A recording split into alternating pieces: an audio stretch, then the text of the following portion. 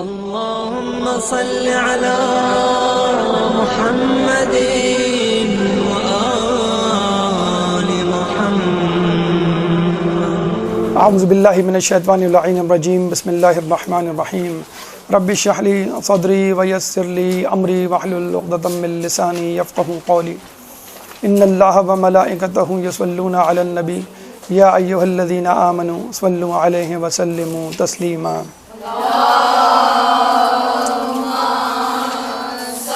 اللہم صل علی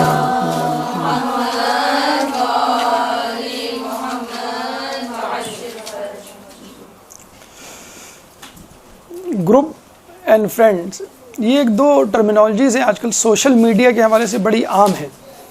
what's app ہے، انٹرنیٹ ہے، ایمو ہے، اسکائپ ہے، گوگل ہینگ آؤٹ ہے. اس میں گروپس کا بڑا تذکرہ ہوتا ہے. بھائی فلاں نے فلاں گروپ جوائن کر لیا ہے، فلاں نے فلاں گروپ چھوڑ دیا ہے. تو گروپ کا اگر ہم اردو میں ترجمہ کریں تو وہ بنتا ہے حلقہ احباب. تو ہم گروپ کیوں بناتے ہیں؟ ویسے ہی مسلمانوں میں گروہ بندیاں زیادہ ہیں، مزید گروپس کی گنجائش نہیں، لیکن پھر بھی ہم گروپس بناتے ہیں، گروپ کو جوائن کرتے ہیں. فیس بک ہو، آپ کا اسکائپ ہو، واٹس ایپ ہو. تو حلقہ احباب یا گروپ اس لیے بنائے جاتے ہیں کہ اپنے مزاج، اپنی طبیعت، اپنے ہم مشاغل لوگوں کا انتخاب کیا جائے. اب ضروری نہیں ہے کہ بھئی میں جس گلی میں رہتا ہوں وہاں جو اڑوس پڑوس ہے وہی میرا جان پہچان کا حلقہ ہوگا، یا میں جس اسکول میں ہوں وہاں پہ موجود جو کلاس فیلوز ہیں بس وہی میرے دوست ہوں گے. اب میری مرضی ہے، میں یہاں بیٹھ کے ٹورنٹو میں موجود کسی شخصیت کو اپنا فرینڈ بنا سکتا ہوں، امریکہ میں، ایران میں، کسی بھی جگہ، کیونکہ وہ میرا ہم مزاج ہے، ہم خیال ہے، طبیعت اور میری اور اس کی ایک جیسی ہے، نظریات ایک جیسے ہیں. تو گروپ اس لیے بنایا جاتا ہے. اور گروپ سے ہم آگے چلیں تو آتا ہے نمبر فرینڈس کا. Would you like to be my friend, ایک دم سے وہ ایک آپشن آتا ہے اسکائپ پہ، آپ کے واٹس ایپ پہ، آپ ریجیکٹ یا ایکسیپٹ جو بھی آپ چاہیں اس کو آپ کر لیں. تو فرینڈ شپ یا فرینڈ جو ہے وہ سرکل آپ کے گروپ کے سرکل سے تھوڑا سا محدود ہوتا ہے، معین ہوتا ہے، تھوڑا سا اسپیسیفک ہوتا ہے. یعنی نہ صرف یہ کہ وہ شخص آپ کا ہم مزاج، ہم طبیعت ہوتا ہے، بلکہ اس کے رجحانات بھی ایک جیسے ہوتے ہیں، مفادات بھی ایک جیسے ہوتے ہیں، اور اتنے زیادہ آپ جسے کہتے ہیں کہ اس کے ساتھ میچ کر رہے ہوتے ہیں کہ وہ آپ کے ہم و غم میں آپ کا شریک ہوتا ہے، آپ کے دکھ سکھ کا ساتھی ہوتا ہے، اور وقت آنے پہ بڑی سی بڑی قربانی دینے کے لیے تیار ہوتا ہے. اس کو کہتے ہیں دوست یا فرینڈ. تو ابھی ہمارے نویں امام تقی علیہ السلام کی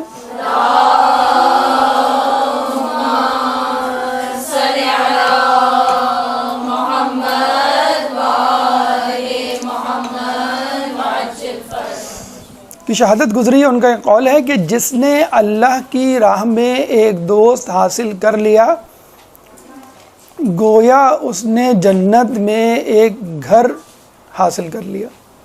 کتنا بڑا جملہ ہے. اللہ کی راہ میں ایک دوست، اپنی پسند ناپسند کا نہیں، بلکہ ایسا دوست جو اس کو اللہ کی راہ میں معاونت فراہم کرے. جس نے اللہ کی راہ میں ایک دوست حاصل کر لیا گویا اس نے جنت میں ایک مکان حاصل کر لیا، ایک گھر حاصل کر لیا. اب وہ شخص جو کہ خود نہ صرف یہ کہ جنت کے گھر کا مالک ہو، بلکہ خود جنت کا مالک ہو، جہنم کا مالک ہو، پل صراط کا مالک ہو، روز قیامت کا مالک ہو، خالق کائنات ہو، اگر وہ کسی کا دوست بن جائے تو، اگر وہ خود کسی کا دوست بن جائے تو کیا کہنے ہیں کہ جو نہ صرف جنت کے گھر بلکہ پوری جنت کا مالک ہے. ہوئے تم دوست جس کے اس کا دشمن آسماں کیوں ہو. سنا ہوگا آپ نے شعر کہ شاعر کہتا ہے کہ فلاں میرا دوست ہے اور وہ اتنا با اختیار، اتنا طاقتور، اتنا جسے کہتے ہیں سحر انگیز شخصیت کا مالک ہے کہ اب ایک عام آدمی تو کیا خدا بھی دشمن نہیں بن سکتا میرا، کہ کیونکہ وہ ہر شخص کو دل عزیز ہے. وہ شخص اتنا اچھا ہے کہ خدا بھی اس کو پسند کرتا ہے، اور خدا جس کو پسند کرے نہ اس کو عذاب میں مبتلا کرتا ہے نہ اس کے دوست کو مبتلا کرتا ہے. ٹھیک ہے. تو جب خدا ہی کسی کا دوست بن جائے تو خدا نہ صرف آسمان کا بلکہ زمین کا، تمام کائنات کا مالک ہے. تو وہ کتنا محفوظ ہوگا وہ شخص جو خدا کو اپنا دوست بنا لے. جبھی رسول جاتے جاتے کہہ گئے اللہم الرفیق الاعلیٰ، کہ اللہ سب سے بہترین دوست ہے. چنانچہ دوست بناتے وقت احتیاط کرنی چاہیے، اور اللہ جو ہے وہ بہترین دوست ہے. ہم نے پچھلی مرتبہ آپ سے یہ بات کی کہ ابراہیم نہ صرف اللہ کے بندے تھے بلکہ اللہ کے نبی تھے. نہ صرف اللہ کے نبی تھے بلکہ رسول بھی تھے، نہ صرف رسول تھے بلکہ خلیل اللہ بھی تھے، اور ان تمام باتوں میں وہ علی کے شیعہ بھی ہوئے اور انہوں نے اس کی دعا کی۔ یہاں پر ہم آج کی نشست میں ابراہیم علیہ السلام کی ان دو وجوہات، ان دو خصوصیات پہ روشنی ڈالیں گے کہ جس کی وجہ سے اللہ نے ان کو اپنا خلیل منتخب کیا۔ ہم کہتے ہیں نا کہ ابراہیم علیہ السلام میں کیا ایسی خوبی تھی؟ آپ سے بھی آپ کے امی ابو پوچھتے ہیں بھائی فلاں لڑکی میں کیا ایسی خوبی ہے جو تم اس کو ہر وقت فون کرتی رہتی ہو، اس کا انتظار کرتی ہو، اس کے بارے میں باتیں کرتی ہو، تو پھر آپ اس کی خصوصیات گنواتی ہیں بھائی اس میں یہ خوبی ہے اور وہ میں نہیں ہے۔ تو ابراہیم علیہ السلام میں کون سی ایسی خوبی تھی کہ جس کی وجہ سے اللہ تعالیٰ نے ان کو اپنا دوست منتخب کیا؟ آج انشاءاللہ اس پہ گفتگو ہوگی۔ اور اس کے بعد جو ابراہیم علیہ السلام کا سفر تھا، بابل کو چھوڑ کر فلسطین کی طرف جو گئے، اور پھر فلسطین سے ہجرت مکہ، اور وہ جو عظیم قربانی اللہ کی راہ میں دی، انشاءاللہ اس کا تذکرہ ہوگا۔ پہلی نشست سیرت ابراہیم علیہ السلام کے حوالے سے ہم کر چکے، آج انشاءاللہ سیرت ابراہیم کی دوسری اور آخری نشست ہے۔ مقدمہ ہماری گفتگو کا پہلا مرحلہ ہو چکا۔ اس کے بعد دو اہم وجوہات جو ابراہیم کو خلیل اللہ کے درجے پر لے گئیں، نمبر 1 عشق الہی، نمبر 2 مہمان نوازی۔ تو ہماری گفتگو کے 3 مرحلے ہو گئے۔ نمبر 1 پہلا مرحلہ مقدمہ، دوسرا مرحلہ عشق الہی، تیسرا مرحلہ مہمان نوازی۔ 14 مرحلہ ہجرت فلسطین، یعنی جب بابل چھوڑ کے فلسطین جانے کا حکم ہوا تو اس سفر کے دوران کیا واقعات پیش آئے۔ 5واں مرحلہ اولاد ابراہیم علیہ السلام کی کتنی اولادیں تھیں اور کس تناظر میں ہوئیں، وہ آگے چل کر کیا ثابت ہوئی۔ 6واں مرحلہ ہجرت مکہ، فلسطین آنے کے بعد ایک اور دوسری ہجرت ہوئی، یعنی فلسطین سے مکہ۔ 7واں مرحلہ ازواج اسماعیل، ایک اہم پہلو ابراہیم علیہ السلام اور اسماعیل علیہ السلام کی زندگیوں کا کہ کیا ہمیں پیغام، کیا اشارہ ملتا ہے۔ 8واں مرحلہ تعمیر کعبہ، کہ ابراہیم علیہ السلام کو اللہ نے کس طرح حکم دیا اور کس طرح انہوں نے کعبہ بنایا۔ 9واں مرحلہ عظیم قربانی، باپ اور بیٹے کی، اور 10واں اور آخری مرحلہ کلام آخر، عظیم ترین قربانی کی صورت میں۔ آئیے ہم اپنی گفتگو کے دوسرے مرحلے یعنی عشق الہی کی طرف چلتے ہیں، لیکن اس سے پہلے ایک بلند تر صلوات۔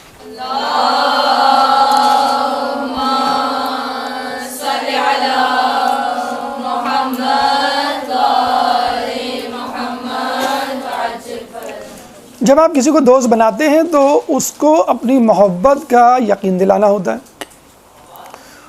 اس سے عشق کرنا ہوتا ہے، اور جب آپ اپنے عشق میں، آپ اپنی محبت میں اپنے آپ کو ثابت کرتے ہیں تو وہ شخص آپ کو اپنا دوست بنا لیتا ہے۔ تو جب ایک آدمی آپ کو پرکھ کر، آپ کو جانچ کر، آپ کی آزمائش کر کے دوست بناتا ہے، تو پھر اللہ تعالیٰ کیوں نہ کسی کی آزمائش کر کے اس کو دوست بنائے۔ اور اللہ تعالیٰ کی آزمائش تو بلند ترین آزمائش ہوگی۔ اللہ تعالیٰ کی دوستی جب عظیم ترین ہے تو آزمائش بھی بلند ترین ہوگی۔ ابراہیم علیہ السلام نے اپنے عشق کو اس انداز سے ثابت کیا کہ دنیا حیران رہ جاتی ہے۔ ہماری کیلکولیشن میں ابراہیم کا عشق نہیں آ پاتا۔ اس کے 2 قصے، 2 حکایات ہم آپ کے سامنے پیش کرتے ہیں جس سے ابراہیم علیہ السلام کی اللہ سے محبت ثابت ہوتی ہے۔ پہلا واقعہ، ذاکر اللہ سے عشق، ذاکر اللہ سے عشق یعنی اللہ کا ذکر کرنے والے سے عشق۔ دیکھیں، آپ جب کسی دوست سے محبت کرتے ہیں تو فقط اس دوست سے محبت نہیں ہوتی بلکہ ہر اس شخص سے محبت ہو جاتی ہے جو اس دوست کو دوست رکھتا ہے۔ اس لیے مولا کہتے ہیں دوست کا دوست دوست، دوست کا دشمن دشمن۔ تو ایک دفعہ فرشتوں میں ایک آرگیومنٹ چلا، ڈیبیٹ ہوئی کہ ابراہیم علیہ السلام اتنی محبت کیوں کرتے ہیں۔ اور ظاہر سی بات ہے، بہرحال فرشتے کتنے ہی فرشتے صحیح، لیکن بہرحال ہمارا ان سے کمپٹیشن ہے کہ جب ہم پیدا ہوئے تھے یعنی حضرت آدم، تو فرشتوں نے فوراً آبجیکشن کیا تھا، کیا ہم آپ کی تحمید اور تقدیس کے لیے کافی نہیں، تسبیح کے لیے؟ آپ ان کو کیوں پیدا کر رہے ہیں؟ اور یہ تو وہ ہیں جو زمین میں جا کے فسادات پیدا کریں گے، فساد برپا کریں گے، کیوں پیدا کر رہے ہیں آپ ان کو؟ اور جب حضرت انسان پیدا ہوئے تو انہوں نے دیکھا کہ واقعی انسان میں کیا کیا خوبی ہیں۔ تو اللہ تعالیٰ نے کیا کہا تھا کہ جو میں جانتا ہوں وہ تم نہیں جانتے۔ تو فرشتوں میں ایک دفعہ ڈیبیٹ چلی کہ بھئی ابراہیم علیہ السلام اللہ سے کیوں محبت کرتے ہیں؟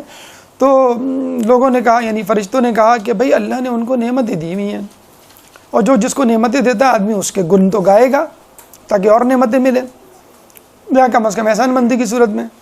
تو فرشتے مجموعی طور پہ اس کنسنسس پہ پہنچے، یعنی اس اتفاق رائے پہ پہنچے کہ ابراہیم علیہ السلام اس لیے محبت کرتے ہیں کہ اللہ نے ان پر اپنی نعمتوں کی بارش کی ہوئی ہے۔ اگر اللہ اپنی نعمتیں روک دے یا ان کے پاس وہ نعمتیں نہ ہوں تو ابراہیم اللہ سے اچھا، اس قسم کا آبجیکشن شیطان نے کیا تھا حضرت ایوب علیہ السلام کے لیے۔ اب ان بیچاروں کو 7 یا 14 سال تک مشقت برداشت کرنی پڑی تھی ان کے اس آبجیکشن اور چیلنج کی وجہ سے، اور اللہ تعالیٰ نے آزمایا اور الحمدللہ ایوب علیہ السلام جو ہے وہ کامیاب ہوئے، صبر ایوب مشہور ہوا۔ اب جو ہے وہ ابراہیم علیہ السلام کا موقع تھا، اور شرط سمجھ لیں چیلنج جو ہے وہ فرشتوں کی طرف سے تھا۔ اللہ نے کہا ٹھیک ہے میں آزما لیتا ہوں، تم دیکھ لینا۔ کچھ عرصے بعد ایک شخص ایک ٹیلے پہ بیٹھا اللہ کی تسبیح پڑھ رہا تھا، سبوح قدوس رب الملائکۃ والروح، سبوح قدوس رب الملائکۃ والروح۔ ابراہیم علیہ السلام قریب ہی اپنی بھیڑ بکریاں جو ہے وہ چرا رہے تھے، آواز کان میں پڑی تو فوراً تڑپ اٹھے کہ کس نے میرے رب کا نام لیا، کس نے میرے دوست کا نام لیا، کس نے میرے اللہ کا نام لیا، کس نے میرے رب کا نام لیا۔ ہوتا ہے جو آدمی جس کو پسند کرتا ہے اس کا نام اگر کہیں سن لے تو وہ ٹھہر جاتا ہے۔ ابراہیم علیہ السلام اپنی بھیڑ بکریوں کے ساتھ اس طرف چلے گئے کہ جہاں وہ شخص ٹیلے پہ بیٹھا سبوح قدوس رب الملائکۃ والروح کی تسبیح کر رہا تھا۔ ابراہیم جب گئے تو وہ چپ ہو گیا۔ اب ابراہیم نے کہا کہ تم جو ابھی تسبیح پڑھ رہے تھے اس کو میرے لیے ایک دفعہ پڑھ دو۔ آپ نے دیکھا ہوگا نا منقبت آپ کو پسند آئی، ٹھیک ہے، سب کو پسند آئی، پورے کراچی میں اس کی کیسٹ چل رہی ہے، اور وہی منقبت بہت خواہ آپ کے سامنے بیٹھا ہے اور وہ آپ اس سے کہیں کہ بھائی میرے لیے آپ یہ پڑھ دیں تو میں آپ کو یہ انعام دوں گا۔ تو ابراہیم نے کہا کہ آپ میرے لیے فقط ایک مرتبہ وہ تسبیح پڑھ دیں جو آپ پڑھ رہے تھے، تو یہ جو بھیڑ بکریاں ہیں اس میں سے 1/3 میں آپ کو دے دوں گا۔ اچھا، بھیڑ بکریاں ہم شہری علاقوں میں رہنے والوں کے لیے شاید کوئی اہمیت نہیں رکھتی۔ اگر اس کو ہم اس طرح کہیں کہ ابراہیم علیہ السلام جو ہے اپنی گاڑیوں کے ساتھ صحرا میں گھوم رہے تھے، جس میں مرسڈیز، BMW، فراری، رولز رائس، ٹویوٹا کرولا، پجیرو، تو بہت ساری گاڑیاں تھیں، ان کے ساتھ وہ گھوم رہے تو شاید آپ کو فوراً سمجھ میں آ جائے۔ 3 گاڑیاں، 3 BMWs ہیں فرض کر لیں، آپ کے 3 مرسڈیز بینز ہیں، اور آپ کہتے ہیں یہ جو آپ نے تسبیح پڑھی، تسبیح پڑھ دیں، ایک مرسڈیز بینز آپ کی ہوئی۔ آپ کہیں گے یہ تو انعام گھر میں ہوتا ہے یا جیتو پاکستان میں ہوتا ہے یا ٹی وی کے کسی پروگرام میں، وہ بھی اسکوٹر دی جاتی ہے، مرسڈیز BMW تو نہیں۔ ابراہیم علیہ السلام نے کہا کہ 1/3 مویشی، 1/3 گاڑیاں یا 1/3 بھیڑ بکریاں تمہاری، تو اس کے لیے کیا برا تھا ایک مرتبہ پڑھ کے 1/3 بھیڑ بکریوں پر قبضہ کرنا۔ سبوح قدوس رب الملائکۃ والروح۔ ہم جب سبحان اللہ کہتے ہیں تو اللہ جنت میں ایک گھر لگاتا ہے، ٹھیک ہے، سبحان اللہ۔ آپ نے اب جن لوگوں نے کہا ہے جنت میں ایک گھر لگ گیا، اتنا آسان ہے مطلب جنت کا معنی۔ تو اس شخص کو جب یہ ملی 1/3 تو اس نے فوراً پڑھ دیا۔ ابراہیم علیہ السلام اور اس کے قریب ہوئے، ہم ہوتے تو کہتے ہیں میں تو مذاق کر رہا تھا، قریب ہوئے اور کہنے لگے تم ایک مرتبہ اور پڑھ دو تو میں آدھی بھیڑ بکریاں تمہیں دے دوں گا۔ اس شخص نے ایک اور مرتبہ پڑھ دیا، اندھا کیا جائے 2 آنکھیں، کوئی مسئلہ ہی نہیں ہے، سبوح قدوس رب الملائکۃ والروح۔ ابراہیم علیہ السلام اور آگے ہوئے کہ تم بس ایک مرتبہ اور پڑھ دو، ساری بھیڑ بکریاں تمہاری۔ اس نے ایک اور مرتبہ پڑھ دیا، سبوح قدوس رب الملائکۃ والروح۔ ابراہیم علیہ السلام ایک اور قدم آگے بڑھے اور آگے بڑھ کے کہنے لگے کہ تم ایک اور مرتبہ پڑھ دو، بھیڑ بکریاں بھی تمہاری، میں بھی تمہارا۔ سبوح قدوس رب الملائکۃ والروح۔ جب اس نے پڑھا تو کہا کہ بس اب بھیڑ بکریاں بھی تمہاری ہیں اور میں بھی تمہارا ہوں، میں تمہارا غلام ہوں، تم جو چاہو مجھ سے خدمت لے لو۔ تو اس شخص نے آگے بڑھ کے آپ کو گلے لگایا، کہنے لگا میں کوئی انسان نہیں، جبرائیل ہوں، میں انسان نہیں۔ اللہم صلی علی محمد وعلی محمد، اللہم صلی علی محمد۔ میں جبرائیل ہوں، میں تو تمہارا امتحان کرنے آیا تھا اور تم امتحان میں کامیاب ہو گئے۔ تم نے اپنی دوستی کی انتہا کر دی، کاش اللہ تمہیں اپنا خلیل بنائے۔ کہاں جبرائیل آسمان میں ابراہیم کے بارے میں کمپین چلا رہے تھے کہ یہ ابراہیم تو بس اللہ سے اس لیے محبت کرتے ہیں کہ اللہ کی نعمتیں ہیں. کہاں ابراہیم، کہاں جبرائیل اب زمین پہ اتر کے اپنی آنکھوں سے حقیقی مشاہدہ کر کے محبت کا کہہ رہے ہیں اللہ واقعی یہ خلیل بنانے کے قابل ہے، یہ تیرا بندہ تو بہت دور کی بات ہے، یہ تو خلیل ہے تیرا، تو اس کو اپنا خلیل بنا لے. تو ابراہیم فوراً جبرائیل علیہ السلام نے اپنی ریکمنڈیشن دی اور کہا کہ واقعی یہ جبرائیل، میں بطور جبرائیل گواہی دیتا ہوں کہ ابراہیم آپ کی خلیل بنانے کے قابل ہے. یہ دیکھیں آپ کہ فقط اپنے دوست کی تسبیح سن کر جو شخص ہماری زبان میں اپنی تمام گاڑیاں، اپنی تمام پراپرٹی دے دے، تو بھیڑ بکریاں اگر دے دے کوئی، اس زمان میں ایک اسٹیٹس سمبل تھا جس کے بعد جتنے اونٹ ہوں گے، جتنی بھیڑیں ہوں گی، جتنی بکریاں ہوں گی، وہ اتنا ہی زیادہ مالدار سمجھا جاتا تھا. تو ابراہیم علیہ السلام نے اس طرح فرشتوں کا دل جیتا. ایک اور واقعہ ہمیں ابراہیم علیہ السلام کے حوالے سے ملتا ہے. اچھا، اس میں ایک نقطہ، ایک پیغام ہمیں ملتا ہے. ابراہیم اللہ کی تسبیح سن کر سب کچھ لٹانے کے لیے تیار. کیا ہم اللہ کی تسبیح اور ذکر اہل بیت سن کر کچھ اپنی جیب سے نکالنے کے لیے تیار ہیں؟ ہم ذاکرین کو دیتے ہیں تو 10 سنا بھی دیتے ہیں کہ یہ لوگوں نے تو دھندا بنا لیا ہے، انہوں نے تو بزنس بنا لیا ہے، ممبر نہیں ہو گیا، یہ کوئی دکان ہو گئی، نعوذ باللہ وغیرہ وغیرہ. کتنا علماء کو، ذاکرین کو، مبلغاؤں کو سننی پڑتی ہیں جو ذکر اہل بیت کرتے ہیں، جو اللہ کی تسبیح کرتے ہیں اور جو آپ تک اللہ کا پیغام پہنچاتے ہیں. ان کو دیتے ہوئے ہمارے لیے کتنی زیادہ کنجوسی ہمارے اوپر عود کر آتی ہے اور کتنے الزامات لگاتے ہیں. ابراہیم جو ہے یہ نہیں دیکھ رہے کہ میرے پاس سے کیا جا رہا ہے، یہ دیکھ رہے ہیں کہ وہ میرے اللہ کی حمد کر رہا ہے. امام حسین علیہ السلام نے اپنے بیٹے کے استاد کو فقط سورہ الحمد سکھانے پر منہ بھر کے موتی دیے تھے، مٹھی بھر موتی. تو کسی نے کہا کچھ زیادہ دے دیا آپ نے، آج کل کا کوئی ہوگا آدمی، کچھ زیادہ دے دیا آپ نے، نواز دیا، کم کرے. کہہ لیں گے یہ تو کچھ بھی نہیں ہے، یہ شخص اس سے زیادہ کا حقدار ہے کہ اس نے میرے بیٹے کو سورہ الحمد سکھائی. اور یہاں علماء آپ کو مسائل بتا رہے ہیں، یہاں آپ کو جو ہے وہ آخرت دلوا رہے ہیں، محبت اہل بیت آپ کے دلوں میں جاگزی کر رہے ہیں، آپ کے دنیا کے مسائل، خاندانی جھگڑے طے کر رہے ہیں، حل کر رہے ہیں، اور ان کے لیے آپ اس قسم کے رقیق جملے اور الزامات تراش رہے ہیں. ایک درود پڑھ دیں محمد والے محمد.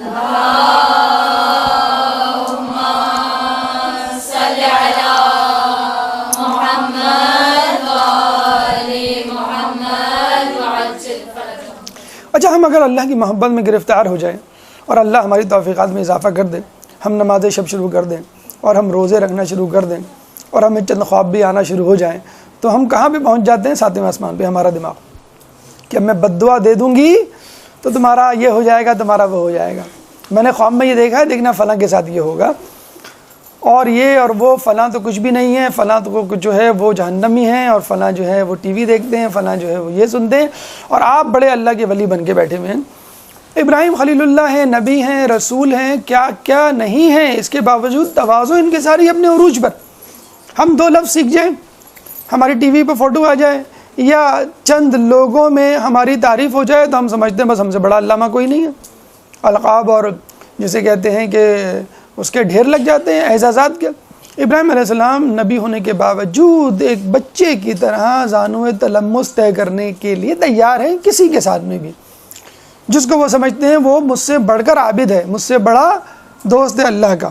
اور کسی کو نہیں، ہر کسی کو تقریباً. یہ نبیوں میں تواضع ان کے ساری تھی. عیسیٰ علیہ السلام اپنے اصحاب کے پیر دھلایا کرتے تھے. موسیٰ علیہ السلام جو ہے وہ جب اللہ نے کہا تھا کہ اپنے سے کمتر جس کو سمجھتے ہو لے کر آؤ، تو کسی کو نہیں لے کے گئے، کتے کو لے کے گئے، وہ بھی رستے میں چھوڑ دیا. یہ واقعہ باقاعدہ تاریخ میں موجود ہے. تو آپ دیکھیے ابراہیم علیہ السلام اتنے اعزازات ہونے کے باوجود ان کو تواضع، ان کے ساری کتنا زیادہ ان کو جسے کہتے ہیں ان کو کے حامل تھے. ایک دفعہ ان کے بیٹے جناب اسحاق بھیڑ بکریوں سمیت کہیں بھیڑ بکریوں کو چرانے لے گئے. وہاں دیکھا ایک شخص عابد بہت بڑا جزیرے میں رہا کرتا تھا، اور سال میں 1 مرتبہ اپنے جزیرے سے نکلتا تھا، پانی، غذا، ضروری اشیاء لے کر دوبارہ اپنے جزیرے میں واپس چلا جاتا تھا، اور سال بھر وہاں ٹھہرتا، عبادت کرتا. ایک دفعہ نکلا تو بھیڑ بکریاں دیکھی، جیسے کوئی چمکتی دمکتی گاڑیاں ایک دم سے دیکھ لے، غار میں سے نکل کے. تو وہ بڑا دیکھ کے اس کی آنکھیں خیرہ ہوئیں کہ ماشاءاللہ اللہ تعالیٰ نے کتنی نعمت دی ہے اس نوجوان کو. پھر نوجوان کو دیکھا، نوجوان بھی بہت خوبصورت جوان. اس کے بعد کہہ لیں گے یہ بھیڑ بکریاں کس کی ہیں؟ کہ نہیں میری ہیں. میرے والد کی ہیں. کہنے تم کون ہو؟ کہنا میں اسحاق ہوں. تمہارے والد کون ہیں؟ کہنے میرے والد ابراہیم ہیں. ابراہیم کون ہے؟ تو اس نے اسحاق علیہ السلام نے کہا ابراہیم خلیل اللہ. خلیل اللہ کا نام سنا تو وہ تڑپ اٹھا کہ دیکھو اللہ تعالیٰ نے کتنی نعمتیں دی ہیں اس کو.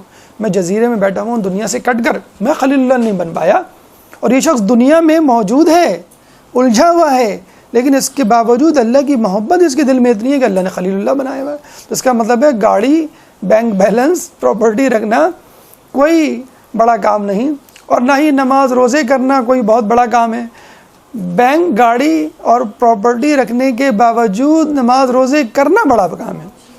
دنیا میں رہتے ہوئے دنیا کو منہ نہ لگانا یہ بڑا کام ہے.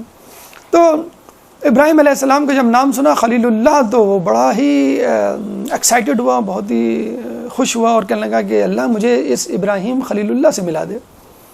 اسحاق علیہ السلام نے گھر آ کے ابراہیم علیہ السلام کو یہ واقعہ سنایا. ابراہیم علیہ السلام نے جب یہ سنا تو تڑپ اٹھے کہ مجھے اس سے ملا دو. جو خلیل اللہ کی اتنی عزت کر رہا ہے وہ واقعی وہ خود بھی کچھ ہوگا. MP ہو, اس کے بیٹے سے کسی کی ملاقات ہو گئی, تمہارے ابو جو ہے MP ہیں, واہ واہ مجھے ملا دو. اب جا کے بولے تو بولتے بیٹا ان کو کبھی میرا نمبر مت دینا میرے پاس ٹائم نہیں ہے.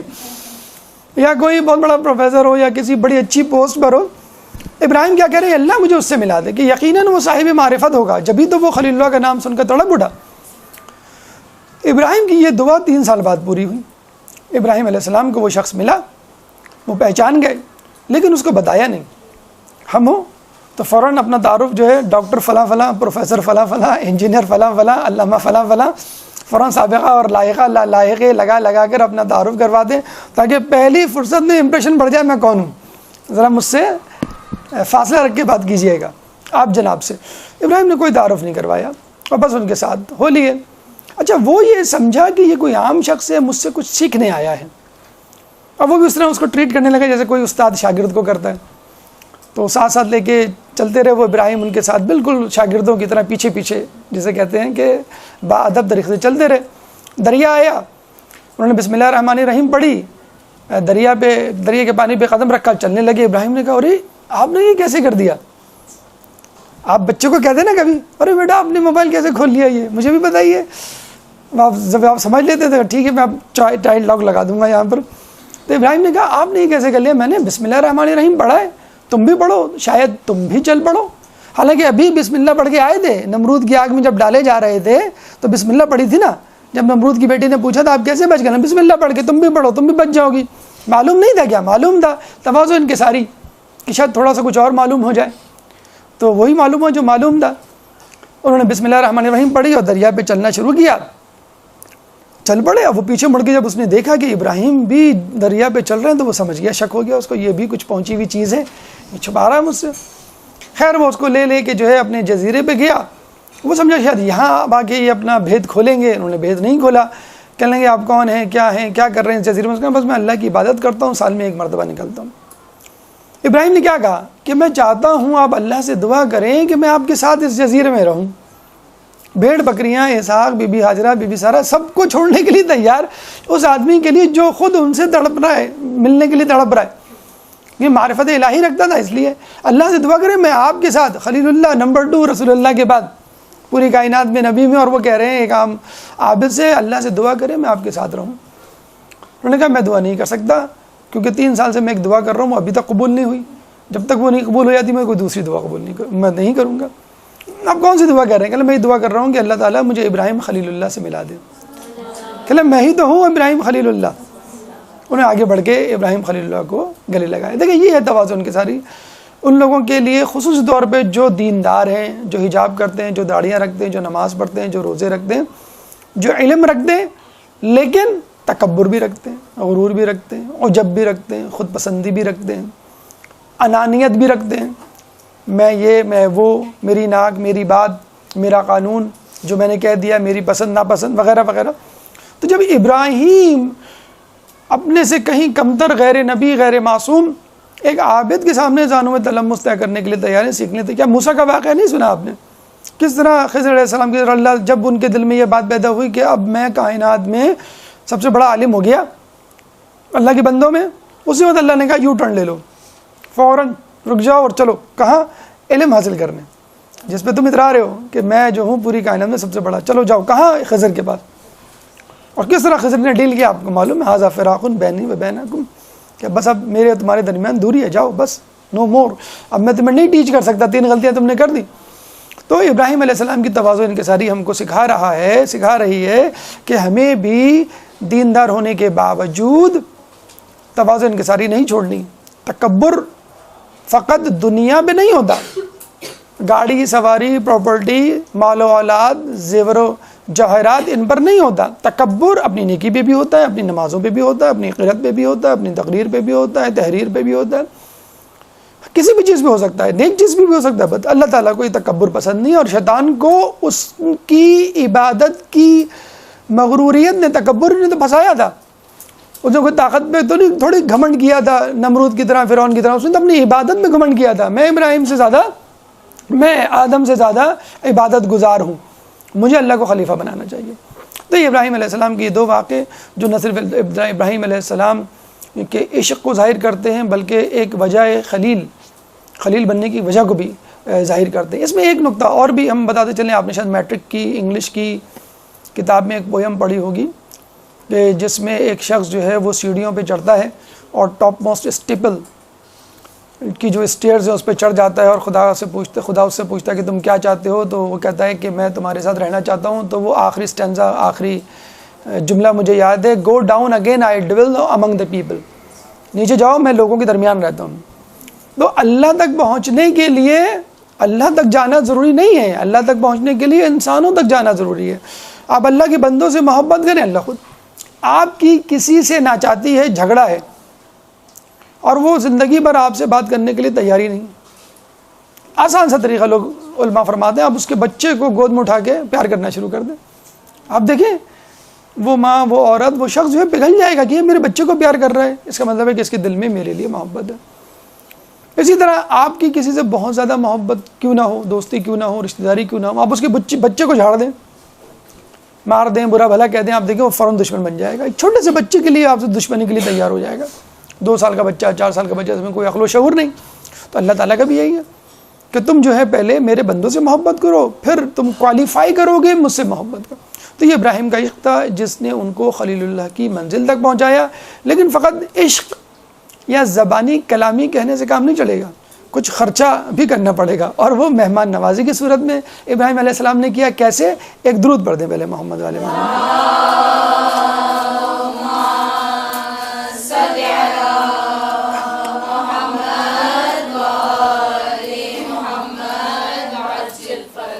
ابراہیم علیہ السلام بہت زیادہ مہمان نواز تھے، بہت زیادہ مہمان نواز تھے۔ مہمان آ جاتا تو کوئی دقیقہ فروگزاشت نہیں کرتے، اور مہمان نہیں آتا تو اس کی تلاش میں نکل کھڑے ہوتے۔ ایک دفعہ چند مہمان آئے، فوراً گوسفند ذبح کر کے اور اس کو بھون کر لا کے پیش کر دیا، جس کا قرآن نے باقاعدہ تذکرہ بھی کیا کہ وہ فوراً ایک گوسفند بنا ہوا لے آئے۔ جب انہوں نے سامنے لا کے رکھا تو مہمانوں نے کہا، 5 کی تعداد میں تھے، کہنے لگے کہ پہلے آپ اس کی قیمت بتائیں پھر ہم کھائیں گے۔ آپ نے دیکھا ہوگا گاؤں دیہاتوں سے لوگ گزرتے ہیں، کالام کاغان سے، مری سے، یا کہیں سے ایسے گزرے ہیں آپ، اگر کوئی آپ کو گیسٹ بنائے، مہمان بنائے، تو فوراً آپ کی کوشش ہوتی ہے کہ کوئی کچھ پیسے اس کے ہاتھ میں رکھ دیں، پیئنگ گیسٹ جسے کہتے ہیں۔ تو انہوں نے کہا کہ ہم اس وقت تک نہیں کھائیں گے جب تک آپ اس کی قیمت نہیں بتائیں گے۔ ابراہیم علیہ السلام کو قیمت تو لینی تھی، اگر قیمت لینی ہوتی تو مہمان نوازی کیوں کرتے؟ ابراہیم علیہ السلام نے پھر سوچ کے کہا کہ اس کی قیمت یہ ہے کہ آپ شروع میں بسم اللہ الرحمن الرحیم پڑھیں اور آخر میں الحمدللہ پڑھیں، اللہ کے نام سے شروع اور اللہ کے نام پہ اختتام، یعنی میری تعریف نہ کریں، مجھے کچھ نہ دیں، کچھ بھی نہ دیں اور تعریف بھی نہ کریں میری، اللہ کے نام پہ شروع کریں اور اللہ کی تعریف پہ ختم کریں۔ اور آپ نے روایتوں میں سنا بھی ہوگا، جو شخص بسم اللہ الرحمن الرحیم پڑھ کے کھانا شروع کرتا ہے شیطان اس کے ساتھ شریک نہیں ہوتا، اور جو شخص کھانا کھانے کے بعد الحمدللہ کہتا ہے گویا اس نے اس دن روزہ رکھا۔ روزہ رکھنا ہو آپ کو، کسی وجہ سے روزہ نہیں رکھ سکے اور آپ نے جو ہے دوپہر کا کھانا کھایا، دوپہر کھانے کا مطلب 100% آپ کا روزہ نہیں ہے، اور اس کے بعد آپ نے کہہ دیا الحمدللہ، آپ کا روزہ ہو گیا، آپ نے اس دن روزہ رکھنے کا ثواب کما لیا۔ اللہ کی دین کو انڈر ایسٹیمیٹ نہ کریں۔ کسی شخص نے کہا نا کہ رسول اللہ نے جب کہا کہ ماں باپ کو دیکھنے کی صورت میں حج مقبول کا ثواب ملے گا، تو کسی نے کہا کہ 100 مرتبہ بھی دیکھیں تو، کہ ہاں 100 مرتبہ بھی دیکھو تو۔ یعنی اللہ دیتے دیتے نہیں تھکتا، انسان مانگتے مانگتے تھک جاتا ہے. تو اس چکر میں نہ رہیں کہ میں اتنی سی نیکی کروں، مجھے تو کوئی بڑی نیکی کرنی چاہیے، اسی چکر میں آپ جو ہے پوری عمر گزر جاتی ہے انسان کی. تو الحمدللہ بسم اللہ انہوں نے کہا بس آپ یہ پڑھیں، یہی اس کی قیمت ہے. ایک دفعہ مہمان گھر میں آئے، گھر میں کچھ بھی نہیں تھا. اچھا آپ کہہ سکتے ہیں بھئی اللہ نے ان کو دیا ہوا تھا اس لیے اگر پارٹی شارٹی اور یہ ہلہ گلہ یا مہمان نوازی کیا کرتے تھے آج کل کی لینگویج میں، تو کون سا ایسا وہ ہے ہمارے پاس بھی اگر ہو اللہ تو ہم دیں. تو ایک دفعہ گھر میں کچھ بھی نہیں تھا، تو بانس ہوتا ہے شہتیر جسے کہتے ہیں، تو انہوں نے کہا کہ چلو اس کو میں بیچ آتا ہوں. تو پھر ان کے ذہن میں خیال آیا کہ شہتیر کو، اس لکڑی کو تراش کے لوگ مجسمہ نہ بنا لیں اور پھر بت پرستی نہ شروع کر دیں. سن لگے میں کیا کروں. تو وہ گئے بازار، اپنا کرتا اتار کے ایک جگہ ٹانگ دیا، ایسی جگہ جہاں پہ فار سیل جیسے ہوتا ہے، تو بھائی کہ کوئی خرید لے اور اس کے پیسے رکھ کے چلا جائے. نماز پڑھنے کھڑے ہوئے، نماز جب ختم کی تو کرتا غائب. وہاں سے وہ سمجھ گئے کہ اللہ نے وہ کرتا خرید لیا. دیکھیں الہام اور اللہ تعالیٰ سے تعلق ایسا ہونا چاہیے. گھر آئے تو بی بی سارا کھانا پکا رہی تھی، پوچھا کس نے بھیجا، کہ ایک شخص لے کر آیا تھا، کہنے لگا کہ آپ نے بھیجا.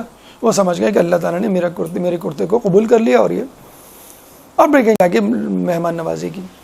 پھر میں وہی کہوں گا کہ ہماری کیلکولیشن میں یہ لوگ نہیں آ سکتے. اب آپ کہیں گے سر وہ نبی تھے، اولو العزم پیغمبر تھے، خلیل اللہ تھے. آج کل کے زمانے میں اس قسم کی چیزیں نہیں ہو سکتی. ابھی فی الحال کرنٹ یا حالیہ طور پہ فوری اگزامپل دینا مشکل ہے، لیکن بہت زیادہ دور کی بات نہیں ہے. مطلب مثلا مقدر سردبیلی کے بارے میں ہمیں ملتا ہے کہ جب وہ جایا کرتے تھے، اگر کوئی ان سے کچھ مانگ لیا، وہ کچھ نہیں ہوا کرتے تو وہ اپنا امامہ اتار کے اس میں سے کپڑا پھاڑ کے دے دیا کرتے تھے. ٹھیک، ایک بات ہو گئی. اچھا ابھی جو آپ نے سبون قدوسن والا واقعہ سنا کہ میں تمہارا غلام، تو خضر علیہ السلام کے ساتھ بھی ایسا ہوا تھا کہ ایک شخص نے ان سے کچھ مانگا خضر علیہ السلام سے بازار میں. خضر علیہ السلام نے کہا کہ میرے پاس تو کچھ نہیں. تو کہنے لگا اچھا کوئی بات نہیں. کہنے لگا نہیں مجھے تو شرم آ رہی ہے کہ تم نے مانگا میرے پاس کچھ نہیں. اگر جو کوئی فقیر ہمارے آس پاس آ جائے اور مانگ لے تو ہم جیب پکڑ کے کہتے ہیں کچھ نہیں ہے، کہ کہیں اس نے جیب میں ہاتھ ڈال کے نکال لیا تو کہہ لیں کچھ نہیں ہے اور میں تمہیں دے نہیں سکتا، لیکن مجھے شرم آ رہی ہے کہ میں تمہیں اس طرح خالی ہاتھ لوٹا دوں.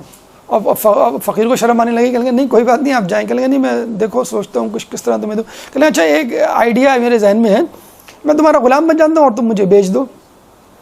وہ غلام بن گیا، وہ زبردستی اس کو بیچنا پڑا ان کو. وہ جو رقم آئی وہ لے کے چلا گیا.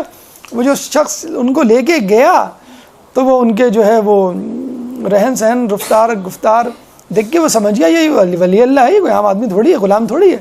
اور وہ کام کرتے ہوئے شرمائے، کرواتے ہوئے شرمائے، اور وہ کہنے مجھے آپ کام بتائیں، نہیں مجھے آپ کام بتائیں. وہ ایک دفعہ چلا گیا، کہنے لگا اچھا میری گھر میں کچھ کمرہ ہے وہ بنا دو، ذرا مرمت کر دو، میں واپس آ کے دیکھ لوں. واپس آیا تو محل تیار کھڑا تھا. چلے میں پہلے ہی کہتا تھا کہ تم کو اللہ کے ولی ہو. پھر انہوں نے تعارف کروایا، کہنے لگا بھائی میری جان چھوڑو، تم خضر ہو کے میری غلامی کے چکر میں پڑ گئے. اچھا پھر بھی آپ کہیں گے سر وہ بھی خضر ہیں، چھوڑیں کوئی پریکٹیکل بات کریں. چلیں پریکٹیکل بات کر لیتے ہیں. ابھی ہندوستان کی بات کر رہا ہوں میں، 150 سال ہوں گے قیام پاکستان سے پہلے کی بات. شاہ محدث عبدالعزیز محدث دہلوی شاہ ولی اللہ کے بڑے صاحبزادے، انہوں نے ایک کتاب لکھی تھی تشیع کے خلاف، تحفہ اثنا عشری، بڑی مدلل کتاب. اس کا ایک باب تھا باب امامت.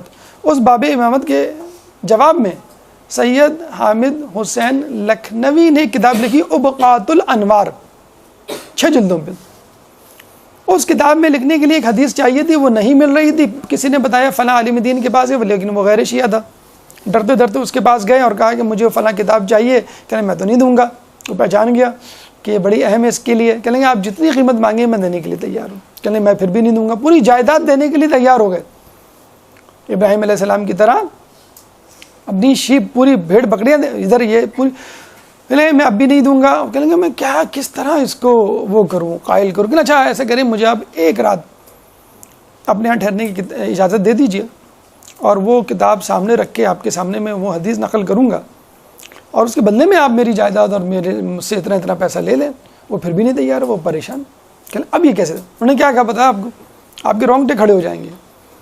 انہوں نے کہا کہ میں 1 سال تمہارا نوکر بن کے رہوں گا. اتنے بڑے عالم دین، اس کے گھر میں 1 سال تک انہوں نے نوکری کی، گھر میں بطور نوکر. کیا نہیں کیا ہوگا؟ برتن دھوئے ہوں گے، جھاڑو لگائی ہوگی، سودا سلف لائے ہوگی، جو نوکر کرتا ہے. اتنا بڑا عالم دین، اتنی بڑی قربانی دی. تو علماء ایسے ہی آپ تک حدیثیں نہیں پہنچا دیتے، بڑی قربانیوں کی بات پہنچاتے ہیں۔ تو حقیقت میں ان لوگوں کا درجہ بہت بلند ہے، جو اپنی پوری زندگی لگانے کے لیے تیار ہیں، غیروں کی نوکریاں کرنے کے لیے تیار ہیں۔ ہم جو ہے غیروں کی نوکریاں چند ڈالر، چند پاؤنڈز، چند دینار اور درہم کے لیے کرتے ہیں، اور اس میں دین کا کوئی بھی عمل دخل نہیں ہوتا۔ اگر ہوتا ہے تو بہت اچھی بات ہے، لیکن ہم دنیا بیچنے کے لیے غیر کے پاس جاب کرنے کے لیے تیار ہیں، اور دین کے لیے اپنا کچھ بھی دینے کے لیے تیار نہیں ہیں۔ بہرحال تو ابراہیم علیہ السلام نے ایک دفعہ انتظار کیا، مہمان نہیں آئے تو نکل گئے تلاش میں۔ آج کل کے دور میں کوئی ایسا ملے گا آپ کو؟ بلکہ کھانے کے وقت مہمان آ جائے، ارے بھائی ان کو اسی وقت آنا تھا، فون نہیں کر سکتے تھے، جلدی سے لپیٹ کے اندر رکھو اور ان کو فلاں کمرے میں بٹھاؤ، اور پتہ نہ چلے وہ اندر نہ آ جائیں۔ وہ اکثر گھومتے ٹہلتے پھرتے اندر آ جاتے ہیں۔ آپ آگے آپ نے فون بھی نہیں کیا، کم از کم فون تو کر دیتے۔ کیوں فون کیوں کر دیتے؟ بھئی اصل میں وہ کبھی ہم نکل جاتے ہیں تو آپ کو تکلیف ہوتی ہے، آپ آ جاتے، ہم نہیں ملتے۔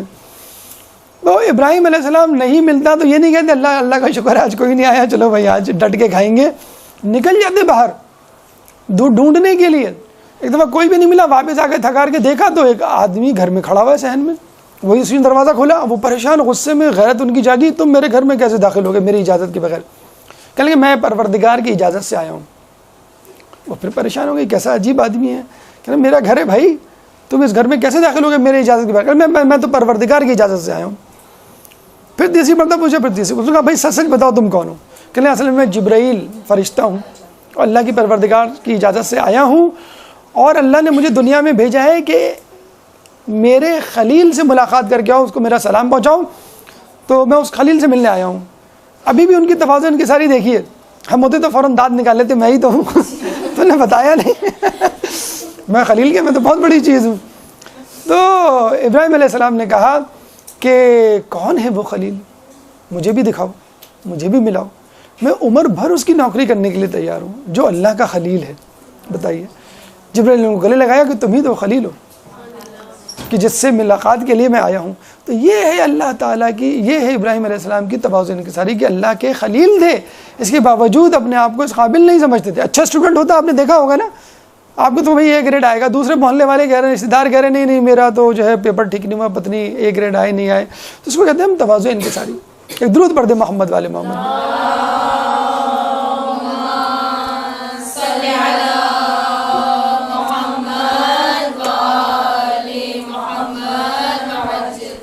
محبت ہوتی ہے، لیکن محبت میں بعض اوقات کوئی ایسا کام بھی ہو جاتا ہے غیر دانستہ طور پہ کہ جو صحیح نہیں ہوتا ہے، لیکن بہرحال ہوتا محبت میں ہی ہے، ٹھیک ہے۔ تو ابراہیم علیہ السلام کے گھر ایک شخص آیا، وہ بیٹھا ہے، ابراہیم علیہ السلام نے کہا شروع کرو، بسم اللہ الرحمن الرحیم پڑھو، اور بس اللہ کی نعمت سے لطف اندوز ہو۔ اس نے کہا بسم اللہ تو نہیں پڑھوں گا، میں تو مشرک ہوں، بڑا ہی ڈھیٹ تھا، فوراً کہہ دیا نہیں پڑھوں گا، چاہے کھانا نہ دو، چاہے بھوکا اٹھا دو مجھے۔ تو ابراہیم علیہ السلام نے کہا بھائی معذرت، میں تو تمہیں نہیں کھلا سکتا، میں تو اللہ کا ماننے والا ہوں، مشرک اور موحد کے ساتھ بیٹھ کے تو کھانا نہیں کھا سکتا، نہ اس کو کھلا سکتا ہوں۔ اس کو بیچارے کو جانا پڑا، وہ ابراہیم علیہ السلام نے اس کو باہر چھوڑ دیا۔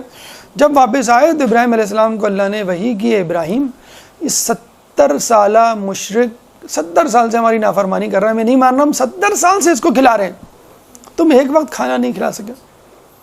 تو ابراہیم علیہ السلام بیچارے دوڑتے بھاگتے گئے اس کے پاس پیچھے اور کو کہا کہ آؤ میں تمہیں کھانا کھلانا چاہتا ہوں۔ بڑا حیران ہوا، کہ پہلے تو تم ابھی کچھ دیر پہلے کی بات ہے تم نہیں کھلا رہے تھے، اب تم کھلا رہے ہو۔ کہ میرے اللہ نے وحی کی ہے کہ میں اپنے نہ ماننے والوں کو بھی کھلاتا ہوں، تو میں آپ کو کھلانا چاہتا ہوں۔ جب اس نے یہ سنا تو فوراً کہا کہ ابراہیم میں تمہارے خدا پر ایمان لایا۔ اب یہاں پہ دیکھیں ہمیں ایک میسج ملتا ہے، وہی بات کہ جو دیندار ہوتے ہیں، باحجاب ہوتے ہیں، بارش ہوتے ہیں، نمازی پرہیزگار ہوتے ہیں، روزے دار ہوتے ہیں، وہ اپنے گھر میں کسی کو بھی دیکھ لیں بے حجاب، وہ اپنے گھر میں دیکھ لیں کسی کو میوزک سنتے ہوئے، اپنے گھر میں دیکھ لیں جھوٹ بولتے ہوئے، تہمت الزام یا غیبت کرتے ہوئے، فوراً تلوار نکال کے کھڑے ہو جاتے ہیں، تم لوگ تو جہنمی اور تم لوگوں کو تو کچھ پتہ ہی نہیں ہے دین کا، اور دین میں تو یہ ہے وہ ہے۔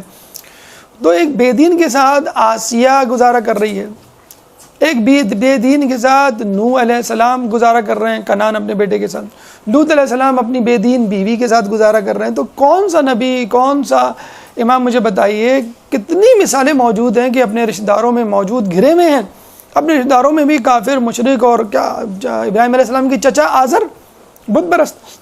تو ہم یہاں جو ہے اپنے ہی لوگوں سے، اپنے ہی مومنوں سے، اپنے ہی کلمہ پڑھنے والوں سے، ہم عقیدہ لوگوں سے قطع تعلق کے لیے تیار رہتے ہیں کہ یہ لوگ دیندار نہیں ہیں، یہ لوگ پردہ نہیں کرتے، یہ لوگ نماز نہیں پڑھتے، یہ لوگ مجلس میں نہیں جاتے، یہ لوگ جو ہیں وہ حلال حرام کا خیال نہیں رکھتا. بھائی اگر آپ ان کے ساتھ اٹھے بیٹھیں گے نہیں، ان کو پتہ کیسے چلے گا یہ حلال حرام ہے کیا، دین ہے کیا؟ تو جان لیجئے کہ ڈاکٹر اسی علاقے میں جاتا ہے جہاں پہ مریض ہوتے ہیں. اب ڈاکٹر کسی علاقے میں جائے بہت سارے مریضوں میں، تو کہے گا بھائی یہاں تو بہت مریض ہے، میں تو نہیں آؤں گا. نہیں، مریضوں کو دیکھ کے تو اس کی رال ٹپک جائے گی، اتنے پیشنٹ ماشاءاللہ، بہت پریکٹس میری جمے گی. یہ تو اچھی بات ہے، اللہ تعالیٰ نے اگر آپ کو ایسے ماحول میں پیدا کیا کہ جہاں پہ بے دین لوگ ہیں، آپ کو کام کرنے کا موقع ملا، آپ کو ثواب کمانے کا موقع ملا. تو ابراہیم علیہ السلام نے بالکل یہی کیا، اور اللہ تعالیٰ نے بھی ان کو یہ سمجھایا کہ بھئی بت پرستی تو ہے کہ سب سے پہلے آپ اس کو کھلاؤ، پھر باقی لوگوں کو کھلانا. تو یہ ابراہیم علیہ السلام کی دو خصوصیات تھیں، ایک عشق الہی اور ایک مہمان نوازی. اب آئیے ہم گفتگو کے تیسرے مرحلے کی طرف چلتے ہیں، چوتھے مرحلے کی طرف چلتے ہیں کہ جس میں اللہ تعالیٰ نے ابراہیم علیہ السلام کو فلسطین کی طرف ہجرت کرنے کا حکم دیا. ایک درود پڑھ دیں محمد والے محمد پہ.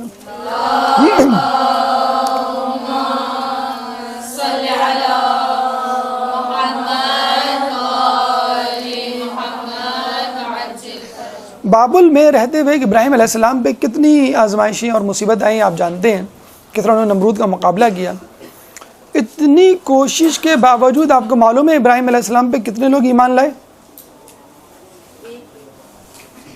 وہ بھی ان کی زوجہ بی بی سارہ ایمان لائیں. 3 لوگ ان کے ساتھ تھے، بی بی سارہ اور حضرت لوط علیہ السلام. لوط علیہ السلام ان کے کزن تھے، تینوں جو ہے وہ کزن، ان کی مائیں خالہ زاد بہن بھائی تھے. یہ 3 لوگ وہاں سے چلے. اچھا، مصر کے لوگ اس زمانے میں بہت بدماش، بدقماش اور بہت زیادہ بہرہ روی کا، عریانیت کا، جس طرح مغرب کے اقوام ہیں، شکار تھا. تو ابراہیم علیہ السلام کی غیرت گوارہ نہیں کرتی تھی کہ بی بی کے ساتھ وہ جا رہے ہیں کہ کوئی ان پہ غلط نگاہ ڈالے. انہوں نے کیا کیا ہوگا؟ زیادہ سے زیادہ حجاب مکمل طور پہ سر تاپا؟ جی نہیں، صندوق میں بند کر کے لے کے گئے بی بی سارہ کو صندوق میں بند کر کے لے گئے. جب وہاں پہنچے بارڈر پہ، سرحد پہ، تو انہوں نے کہا بھائی ٹیکس لگے گا تمہارے سامان کا، لگا لو. اچھا اس چیز کا اتنا ٹیکس ہے، یہ صندوق ہے، اس میں کیا ہے؟ ابراہیم نے کہا میں کھولوں گا تو نہیں، بس سمجھ لو اس میں سونا چاندی جواہرات ہیں. کتنا ٹیکس لگاؤ گے؟ لگاؤ. بہرحال ایک اچھے شوہر کے لیے اچھی بیوی سونے جواہرات سے کم تو نہیں ہوتی. میں نے کہا جتنا تمہیں ٹیکس لگانا ہے لگاؤ. اب اس کو شک ہوا کہ یہ آدمی اتنی آسانی سے ٹیکس کیسے دے رہا ہے. اس کو تو بہانہ بنا چاہیے، اس میں کچھ نہیں ہے، یا جتنا بھی ہو ٹیکس لگا لو اپنے حساب سے. خود بول بھی رہا ہے کہ سونے جواہرات ہیں، سمجھ لو. اس نے کہا کہ سونے جواہرات بھی ہیں تو بھائی کچھ تو ہم اس میں سے لیں. انہوں نے کہا بھائی کھولنا پڑے گا. نہیں میں تو نہیں کھولنے دوں گا. کہنے کا ٹھیک ہے، یہ باکس جو ہے وہ حاکم مصر کے پاس جائے گا. کہنا میں یہ بھی نہیں کرنے دوں گا. تو بڑے اس سے یہ طے ہوا کہ بھائی آپ دونوں ساتھ جائیں گے. تو ابراہیم علیہ السلام بھی اس صندوق کے ساتھ گئے. حاکم مصر نے کہا بھائی آپ کو تو کھولنا پڑے گا ورنہ تو میں آپ کو سزا دوں گا یا قتل کر دوں گا. ابراہیم علیہ السلام نے چاروں ناچار اس کو کھولا تو اس میں سے بی بی سارہ نکلی. اب حاکم شام تھا، نشے میں دھت تھا اقتدار کے. اس نے جو ہے وہ دست درازی کی کوشش کی. کہتے ہیں اس نے جیسے ہاتھ بڑھایا اس کا ہاتھ شل ہو گیا. اب وہ فوراً پہچان گیا کہ یہ شخص جو ہے کوئی اللہ کا ولی ہے، نبی ہے، جس کی وجہ سے میرا ہاتھ شل ہو گیا. اس نے فوراً کہا ابراہیم میرے لیے دعا کرو، ہاتھ ٹھیک ہو جائے، اب میں ایسی حرکت نہیں کروں گا. ابراہیم نے دعا کی، ہاتھ ٹھیک ہو گیا. اس نے پھر دست درازی کی، پھر ہاتھ شل ہو گیا. پھر وہ گڑ گڑایا کہ ابراہیم یہ میرا ہاتھ ٹھیک کر دو، اب نہیں کروں گا. اس کا ہاتھ ٹھیک ہو گیا. اس نے تیسری مرتبہ یہ حرکت کی. کہا ابراہیم اب تم دعا کر لو، اب میں نہیں کروں گا، اس کو ٹھیک کر دو. اس نے ٹھیک کر دیا. تو ابراہیم علیہ السلام نے 3 مرتبہ اس فالج زدہ ہاتھ کو ٹھیک کیا. اور پھر اس نے کہا کہ ابراہیم میں تمہارے دین پہ ایمان لاتا ہوں، میں نہایت شرمندہ ہوں، اور میں اس کی تلافی کے لیے اپنی ایک کنیز تمہاری بیوی کے حوالے کرتا ہوں تحفتاً. اس کنیز کا نام تھا بی بی ہاجرہ، جو بعد میں اسماعیل علیہ السلام کی والدہ بنی. اور یوں جو ہے ابراہیم علیہ السلام. اب آپ یہ دیکھیے، آپ کے خیال میں کیا صرف یہ ابراہیم علیہ السلام کا معجزہ تھا جس پہ وہ ایمان لائے؟ جی نہیں. دقت سے دیکھیے، زحمت کیجیے، تھوڑا سا اپنی فہم و فراست کو استعمال میں لائیے. تو ان کا معجزہ، ان کی غیرت اور ان کا عفو و درگزر، یہ 3 چیزیں تھیں جس کی وجہ سے وہ ایمان لایا. اگر نہیں بھی لایا تو کم از کم ہمارے لیے 3 چیزیں سیکھنے کی ہیں کہ ایک مرد میں غیرت ہونی چاہیے، اپنی عورت کا خیال رکھے، اور اس کے پردے اور حجاب کا خیال رکھے، عزت و ناموس کا خیال رکھے. اور عورتوں کو بھی چاہیے اگر مردوں کی طرف سے کوئی قید لگ رہی ہے تو اس کو بحسن و خوبی انجام دیں. یہ نہ کہیں اگر مرد نکلتے ہوئے کہے کہ بھئی ذرا اپنا حجاب ٹھیک کر لو، یہ شوخ رنگ کے یہ جو اسکارف ہیں، یہ شوخ رنگ کے جو حجابات ہیں اس کو ترک کر دو، نیلے پیلے لال جو پہن کے تم نکل رہی ہو یہ تو اور اٹریکٹیو لگ رہا ہے، لوگ تو تم کو اور دیکھیں گے. تو ایسے حجاب کا کیا فائدہ؟ حجاب تو اس کو کہتے ہیں کہ عورت چھپ جائے، لوگ متوجہ نہ ہوں. اگر آپ لال پیلے پنک ریڈ قسم کے اسکارف پہن کے نکلیں گے تو لوگ تو آپ کو اور دیکھیں گے. تو اس کا فائدہ کیا ہوا حجاب کا؟ اگر کوئی آپ پہ قد و قن لگاتا ہے تو آپ فوراً کہہ دیتے ہیں بھئی آپ تو شک کرتے ہیں، آپ تو جو ہے خواہ کی پابندیاں لگاتے ہیں. تو اگر مرد غیرت کی بنا پر عورت پہ کچھ پابندی بھی لگاتا ہے تو وہ اپنی غیرت کی بنا پہ لگاتا ہے. مولا علی فرماتے ہیں غیرت اگر مرد میں ہو تو اس کی خوبی ہے، عورت میں ہو تو اس کی خامی ہے. تو عورتوں کو بھی چاہیے کہ کم از کم حجاب کے معاملے میں اپنے مرد سے مکمل کوآپریٹ کریں. آپ کے مرد کے علاوہ کوئی بھی دنیا میں ایک شخص ایسا نہیں ہوگا جو آپ کے حجاب کی حفاظت کرے، بلکہ وہ آپ کی بے حجابی سے خوش ہوگا. عورت جتنی بے حجاب ہوگی، نامحرم عورت، وہ اس سے زیادہ خوش ہوگا. لیکن جب اپنی گھر کی عورت کی بات آتی ہے تو وہ شخص بھی غیرت مند بن جاتا ہے کہ نہیں میرے گھر کی عورت اس طرح باہر نہیں نکلے گی.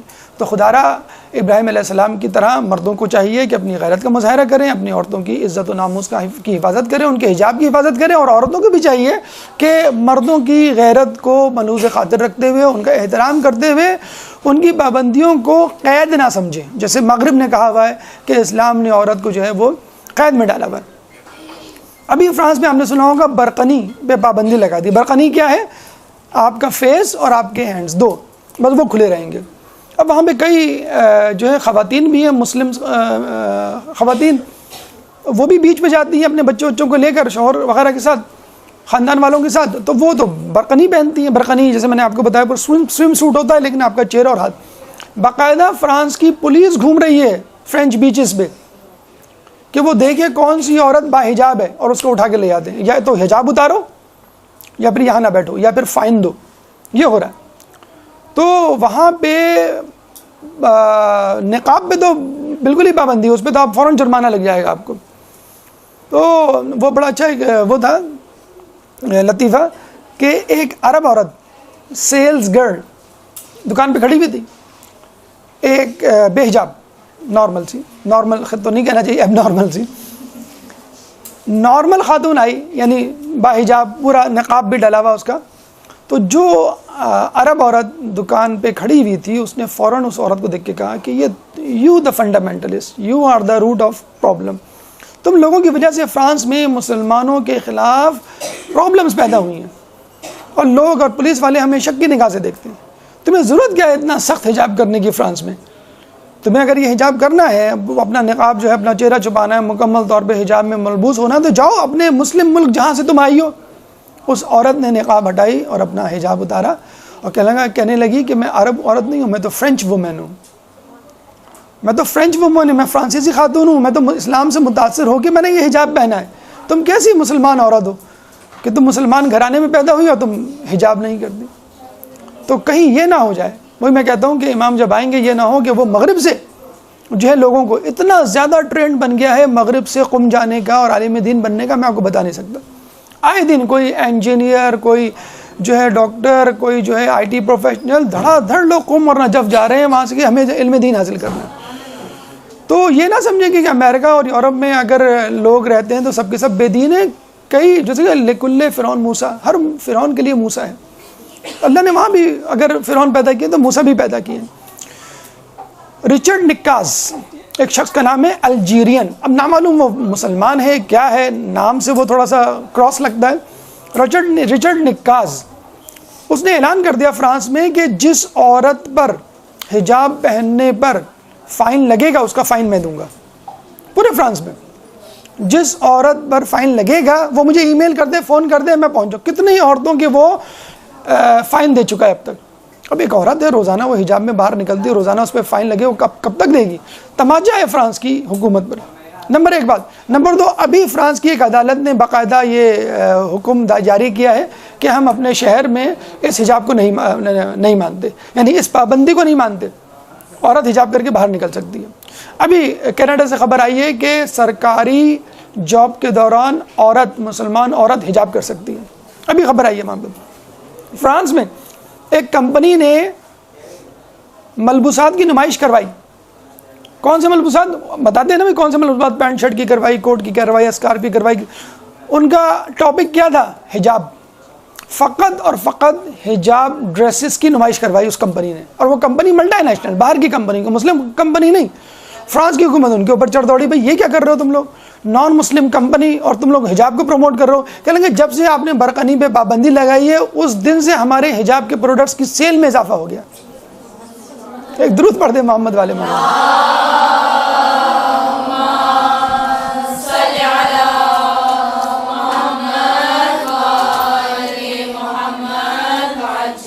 تو یہ ابراہیم علیہ السلام کا سفر اور مصر کے حکام سے ان کی ملاقات اور ان کی یہ غیرت اور مصر کے حاکم کا اسلام قبول کرنا. اس کے بعد وہ فلسطین گئے. فلسطین اور اس کے بعد کیا حالات اور واقعات ان کے ساتھ پیش آئے اس کا تذکرہ 5 منٹ کے وقت کے بعد. ایک درود پڑھ دیں محمد والے محمد.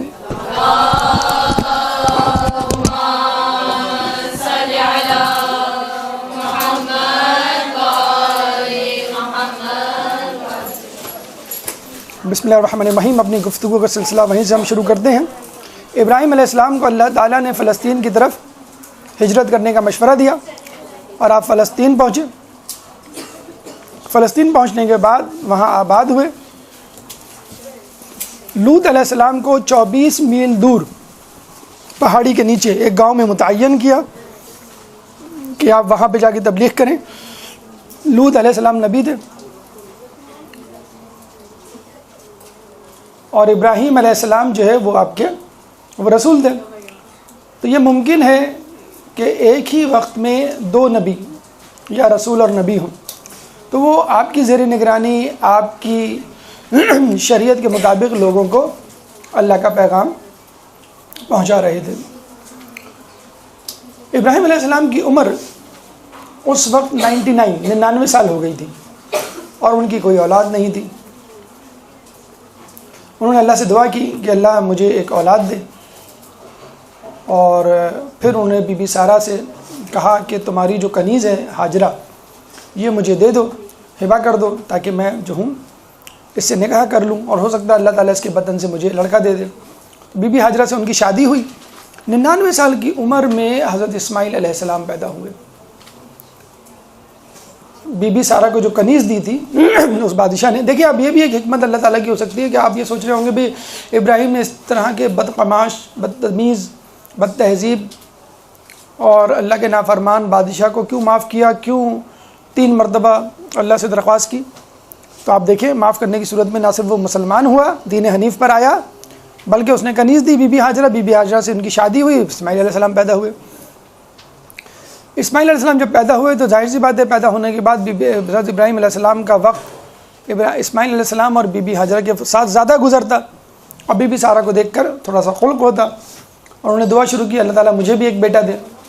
تو پھر ابراہیم علیہ السلام کی جب عمر مبارک 120 سال کو پہنچی تو جناب اسحاق پیدا ہوئے جناب سارہ کے بدن سے, اور خود بی بی سارہ کی عمر جو تھی وہ 91 سال تھی, 91.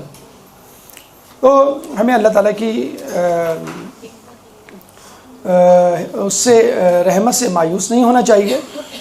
بے شک بہت بڑی عمر تھی, ٹوٹل کل عمر تو حضرت ابراہیم علیہ السلام کی 175 سال تھی, لیکن پھر بھی 91 سال بہت زیادہ عمر ہوتی ہے, یا 99 سال یا 120 سال.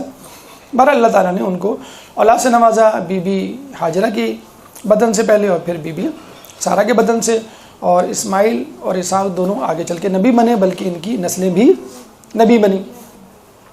بی بی اسحاق جناب اسحاق کے بعد حضرت یعقوب جو ہے وہ نبی بنے, ان کے بیٹے.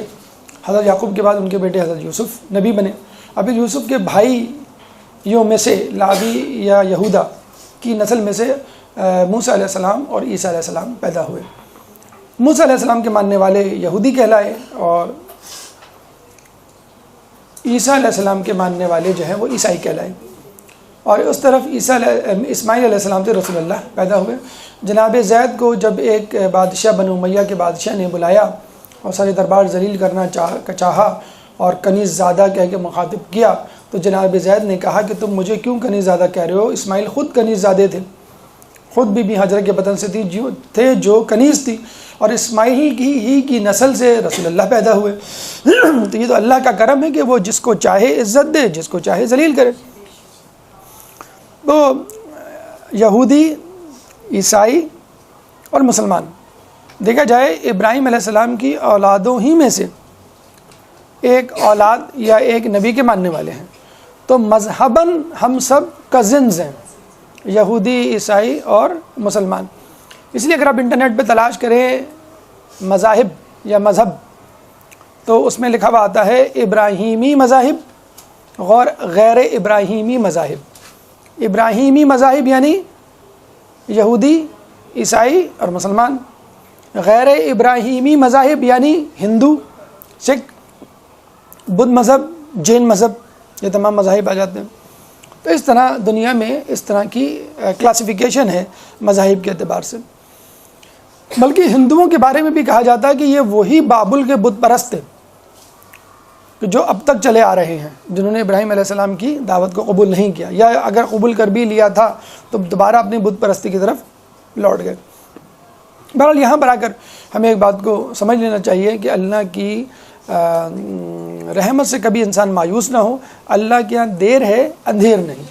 انہ لا ییأس من روح اللہ الا القوم الکافرون، سورہ یوسف آیت نمبر 87 کہ بے شک اللہ کی رحمت سے کوئی مایوس نہیں ہوتا سوائے کافروں کے، الا القوم الکافرون۔ مایوسی گناہان کبیرہ میں سے ہے۔ مایوسی، اچھا اپنے آپ سے مایوسی پھر بھی تواضع انکساری کے باعث جائز ہے۔ خود چوتھے امام کی دعا میں ہے کہ اللہ میں اپنے گناہوں کی وجہ سے مایوس ہوں لیکن تیری رحمت سے مایوس نہیں۔ خیر وہ تو گناہ نہیں کرتے ہوں گے، معصوم ہیں وہ، لیکن ہمیں دعا سکھا رہے ہیں کہ اس طرح دعا کرو کہ گناہوں کی طرف دیکھتا ہوں تو لگتا ہے کہ تو مجھے معاف نہیں کرے گا اپنے گناہوں کی طرف، لیکن جب میں تیری رحمت کی طرف دیکھتا ہوں، رحمانیت کی طرف، رحیمیت کی طرف، درگزر کی طرف، تو مجھے لگتا ہے کہ تو مجھے معاف کر دے گا۔ لیکن اللہ سے مایوس ہونا اللہ چاہتا ہی نہیں۔ ہمارے جو ہیں وہ گھر خوشحالی ہے، اللہ چاہتا ہی نہیں کہ میں نیک بنوں، اللہ چاہتا ہی نہیں کہ میں جو ہوں امتحان میں کامیاب ہوں، اللہ چاہتا ہی نہیں کہ مجھے نوکری ملے، اللہ چاہتا ہی نہیں کہ میں حج پہ جاؤں یا زیارت پہ، مجھے اللہ بلاتا نہیں، یا اللہ لوگ کہتے ہیں نا بھائی جب بلاوا آئے گا تو جائیں گے۔ تو بھائی اپنی محنت کریں، آپ خود سوچیں کہ آپ کی جیب میں استطاعت ہے کہ نہیں ہے، آپ پہ حج واجب ہے کہ نہیں ہے۔ اب بلانے نہ بلانے کا کیا سوال، اللہ نے آپ کو استطاعت دے دی معاشی طور پہ اور دیگر حوالوں سے، تو بس ٹھیک ہے، اب آپ پہ حج واجب ہو گیا، آپ جا سکتے ہیں۔ تو اللہ کی رحمت سے مایوس نہیں ہوتا سوائے وہ کہ جو کافر ہو۔ اب ابراہیم علیہ السلام جب فلسطین میں کچھ عرصے ٹھہرے اور اللہ نے جب ابراہیم علیہ السلام کو اولاد دی تو بی بی سارہ کی بی بی ہاجرہ کے ساتھ ایک رقابت پیدا ہوئی، وہ شوکن والا حساب۔ تو آپ نے دیکھا کہ ابراہیم علیہ السلام بی بی ہاجرہ اور اسماعیل کو زیادہ ٹائم دیتے ہیں، اسماعیل علیہ السلام سے زیادہ محبت کرتے ہیں۔ یہ ہوتا ہے جیسے آپ نے یعقوب علیہ السلام کے اس میں دیکھا کہ یوسف علیہ السلام کو زیادہ پسند کرتے تھے۔ تو بی بی سارہ کو ایک تھوڑی سی رقابت محسوس ہوئی اور ان کو گوارا نہ ہوا کہ بی بی ہاجرہ جو میری کنیز تھی کسی زمانے میں، اب جو ہے وہ مجھ پر اس کو فوقیت دی جا رہی ہے۔ اور پھر اللہ تعالیٰ کو بھی آپ کا امتحان لینا مقصود تھا، چنانچہ ابراہیم علیہ السلام کو حکم ہوا کہ تم ہاجرہ اور اسماعیل کو لے کے مکے چلے جاؤ۔ جو ابراہیم علیہ السلام مکے آئے، جس کا تذکرہ جو ہے سورہ ابراہیم آیت نمبر 37 میں بھی ہوتا ہے کہ جب آپ مکے آئے تو اسی جگہ انہوں نے پڑاؤ ڈالا جہاں پہ پہلے اللہ کا گھر تھا، خانہ کعبہ تھا، جس میں ابراہیم علیہ السلام کی دعا بھی ہے، ربنا انی اسکنت من ذریتی بواد غیر ذی زرع عند بیتک المحرم، ربنا انی اسکنت من ذریتی، اے اللہ میں اس جگہ اپنی ذریت میں سے کچھ لوگوں کو چھوڑ رہا ہوں، بواد غیر ذی زرع، اس وادی میں جو کہ غیر آباد ہے، عند بیتک المحرم، اس جگہ جہاں کہ تیرا گھر ہے۔ یعنی اس کا مائنس پوائنٹ یہ تھا کہ وہاں آبادی نہیں تھی، سامان حیات نہیں تھا، پانی نہیں تھا، شجر نباتات حیوانات نہیں تھے، انسان کی بقا کا سامان نہیں تھا، مرنا یقینی تھا، لیکن یہ قیاس بھی تھی کہ اللہ کا گھر ہے اور اللہ کے گھر جو آئے وہ اللہ کا مہمان ہوتا ہے، جو اللہ کا مہمان ہو اللہ اس کو بھوکا نہیں جانے دے گا، اس کو مارے گا نہیں۔ تو ابراہیم کو یہ بھی جو ہے وہ آس تھی۔ ابراہیم علیہ السلام نے بی بی ہاجرہ اسماعیل کو وہاں چھوڑا۔ اب ظاہر سی بات ہے ان کو اجازت نہیں دی کہ ان کے ساتھ رہیں، ان کے لیے صاحبان فراہم کریں، ورنہ گھر بناتے، جھگی بناتے، کوئی چھوٹا موٹا گھر تیار کرتے، سامان وہاں پہ ڈالتے، جس طرح وہ جو عابد تھا سال بھر کا سامان لے جاتا تھا اور پھر آتے، نہیں، بالکل ویسے ہی ایز اٹ از چھوڑ کے چلے گئے۔ دیکھیں ابھی آپ کے رشتہ داروں میں سے کوئی نہ کوئی گیا ہوگا دور دراز کے رشتہ داروں میں یا جاننے والوں میں حج پہ، آپ ان سے پوچھیں کتنی پریشانی ہو رہی ہوگی ان کو جاتے ہوئے کہ ہم جو ہیں وہ جا رہے ہیں تو ہمارے گھر والوں کا کیا ہوگا، ہمارے بچوں کا کیا ہوگا، یا بیوی جا رہی ہے تو یہ شوہر اور میرے بچے، یا شوہر جا رہے ہیں تو میرے بچے، یا میاں بیوی دونوں جا رہے ہیں تو بچوں کی فکر۔ حالانکہ ہم شہر میں رہ رہے ہیں، گھر ہے، کھانا پینا ہے، گاڑی ہے، اسکول ہے، رشتہ دار ہیں، پورا شہر بھرا ہوا ہے، کچھ نہیں ہوگا وہاں، کوئی بھی نہیں، آدم نہ آدم زاد، اور ابراہیم بس چھوڑ کے چلے جا رہے ہیں۔ فقط ایک دعا پہ ان دا بیتک المحرم، یہ تیرا گھر ہے۔ اور جب ابراہیم علیہ السلام چھوڑ کے جانے لگے تو مقام ذی طوا، توے سے مقام ذی طوا پہ پہنچے تو وہاں پہ ایک نشیب تھا، نشیب پہ جب اترنے لگے تو مکہ شہر اوجھل ہونے لگا۔ انہوں نے پھر جو ہے وہ دعا کی، رب اجعلنی مقیم الصلاۃ ومن ذریتی ربنا وتقبل دعا ربنا اغفر لی ولوالدی وللمؤمنین یوم یقوم الحساب۔ یہ سورہ ابراہیم کا ٹکڑا ہے، آیت نمبر 140-141۔ کیا ابراہیم علیہ السلام دعا مانگ رہے ہیں کہ رب اجعلنی مقیم الصلاۃ، اے اللہ مجھے نماز کا قائم کرنے والا بنا، ومن ذریتی، اور میری ذریت میں سے بھی، ربنا وتقبل دعا، اور اے ہمارے رب ہماری دعا کو قبول فرما، ربنا اغفر لی، اے اللہ میری مغفرت فرما، ولوالدی میرے والدین کی مغفرت فرما، وللمؤمنین اور مومنین کی مغفرت فرما، یوم یقوم الحساب، کس دن؟ یوم قیامت کے دن، یوم حساب کے دن۔ تو اس میں دیکھیں اللہ تعالیٰ سے وہ کہاں مانگ رہے ہیں کہ اللہ ان کی حفاظت فرما، اللہ ان کو پانی فراہم فرما، ان کو غذا فراہم فرما، ان کو درندوں سے بچا، ان کو صحت دے، بیماری سے دور رکھ، کوئی دنیاوی دعا نہیں۔ دعا مانگ رہے ہیں تو نماز قائم کرنے کی دعا مانگ رہے ہیں تو مومنین کی مغفرت کی دعا۔ تو ابراہیم علیہ السلام دعا کر کے چلے گئے فلسطین۔ اب دیکھیے ابراہیم علیہ السلام کی دعا کا کیا اثر ہوا۔ اچھا، خود ابراہیم علیہ السلام کو اللہ تعالیٰ نے دعاؤں کی وجہ سے کافی اپریشیٹ بھی کیا۔ سورہ یوسف آیت نمبر 87 میں اللہ تعالیٰ فرماتا ہے ان ابراہیم لحلیم اواہ منیب، کہ بے شک ابراہیم حلیم تھے، حلیم یعنی بردبار، انکسار، منکسر، بے شک ابراہیم منکسر تھے، منکسر المزاج تھے، اور ہماری طرف پلٹنے والے تھے۔ منیب کہتے ہیں پلٹنے والے کو، بار بار رجوع کرنے والے کو۔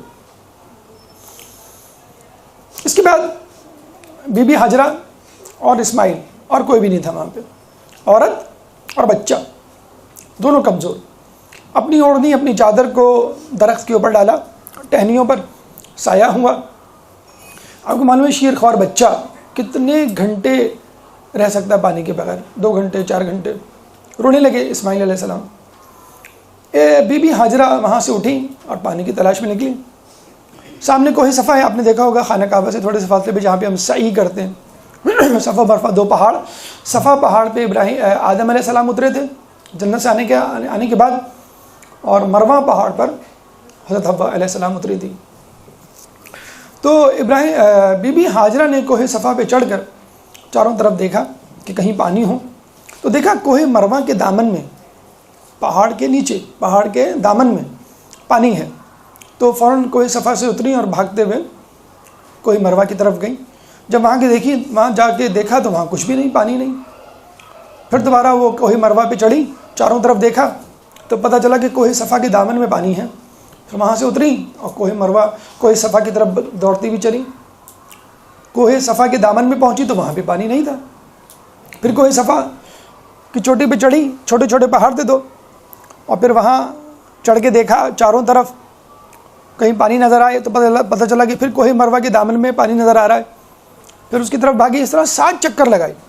آپ نے فزکس میں ایک فنومینا پڑھا ہوگا, میراج, اردو میں سراب جسے کہتے ہیں, کہ یہ جو لیئرز ہوتی ہیں ہوا کی, وہ جب گرم ہو کے اوپر جاتی ہیں تو دے بیکم لائٹر میڈیم.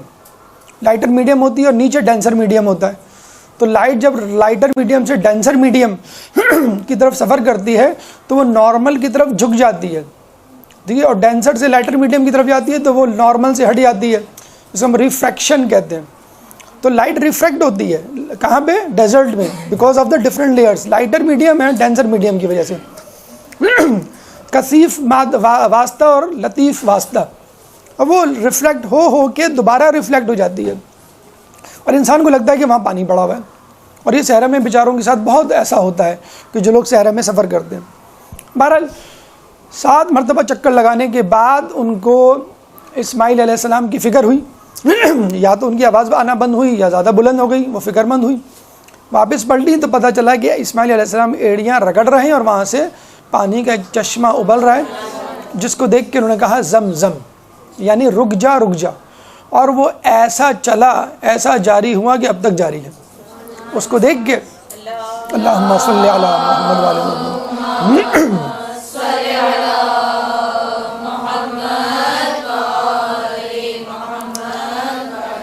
اس کو دیکھ کر قبیلہ جرہم تھا کہاں پہ؟ عرفات کے میدان میں. یعنی اتنی دور لوگ رہا کرتے تھے خانہ کعبہ سے, کیونکہ وہاں پہ کوئی بقائے حیات کا سامان ہی نہیں تھا, پانی نہیں تھا, کوئی نباتات نہیں تھے, جانور نہیں تھے. وہاں سے قبیلہ جرہم اٹھ کے یہاں پر آیا اور ان سے درخواست کی کہ آپ ہمیں پانی دے دیں. پانی دے دیا گیا. ان کی دیکھا دیکھی اور بھی لوگ آنے لگے اور پورا شہر آباد ہو گیا. اچھا, انہوں نے کہا بھی بی بی ہاجرہ سے, اسماعیل سے, کہ بھئی آپ اس کا ماہانہ کچھ باندھ لیں اور اتنے پیسوں میں ہمیں طے کر لیں. لیکن انہوں نے کبھی بھی اجرت نہیں لی اس پانی کی. اور یہ اللہ کے نیک بندوں, منتخب بندوں کی سنت ہے, کبھی بھی پانی کی اجرت نہیں لیتے, بلکہ کسی چیز کی بھی اجرت نہیں لیتے سوائے اپنے قرابت داروں کی, جسے کہتے ہیں مودت کے لیے رسول اللہ نے جو مانگی تھی, جو وہ بھی امت نے نہ دی.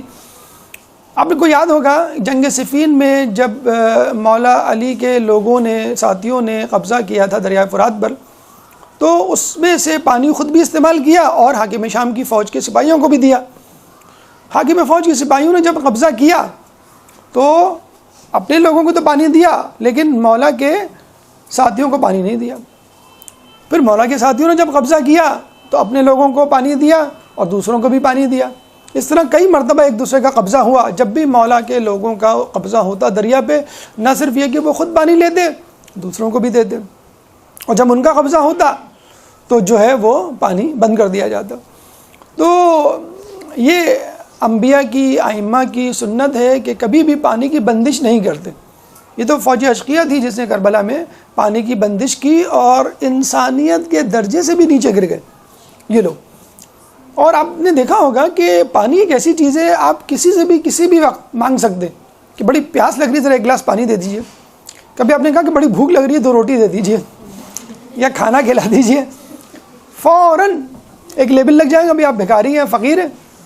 کتنی شرم آتی ہے کسی کو کہتے ہوئے. آپ کہیں جائیں, آپ کو پانی پلائے گا, چائے بھی چلیں آپ پی لیں. پاکستان میں تو چائے بھی پانی کے ساتھ پی جاتی ہے, لیکن بسکٹ کو ہاتھ لگاتے تھوڑا سا آدمی ہاتھ کب کب آئے گا سوچے گا, یا کھانے کھاتے ہوئے تھوڑا سا آدمی شرمائے گا. تو کھانا نہیں مانگتا آدمی کبھی, یا کھانا مانگتا تو سوچتا ہے اس کو پے بیک کیسے کروں. ہوٹلوں میں بھی آپ دیکھیں, خیر اب تو بڑے ہوٹلوں میں جو ہے پانی جو ہے وہ پے کر کے لینا پڑتا ہے. آپ سمندر میں 2 دریا کے اوپر بیٹھے ہوئے ہوتے ہیں, نیچے پانی پانی ہوتا ہے, اور پانی منگاؤ تو پیسے دینا پڑتے ہیں. آدمی وہیں پانی پانی ہو جاتا ہے. سمندر کے اوپر بیٹھا ہوا ہے, 2 دریا پہ بیٹھا ہوا ہے, اور پانی منگاؤ تو پانی 100 روپے کی بوتل. پھر لوگوں نے اب کیا کیا اس خفت کو مٹانے کے لیے کہ بھئی پانی ہم بیچ رہے ہیں, پانی نہیں بیچ رہے, پانی میں وٹامن ڈالا ہوا ہم نے, تو وٹامن والا پانی مارکیٹ میں بک رہا ہے. فلیورڈ پانی آ گیا ہے اب, لیمن فلیور, اورنج فلیور, بنانا فلیور, جو آپ کو فلیور پسند ہے وہ پانی پیے.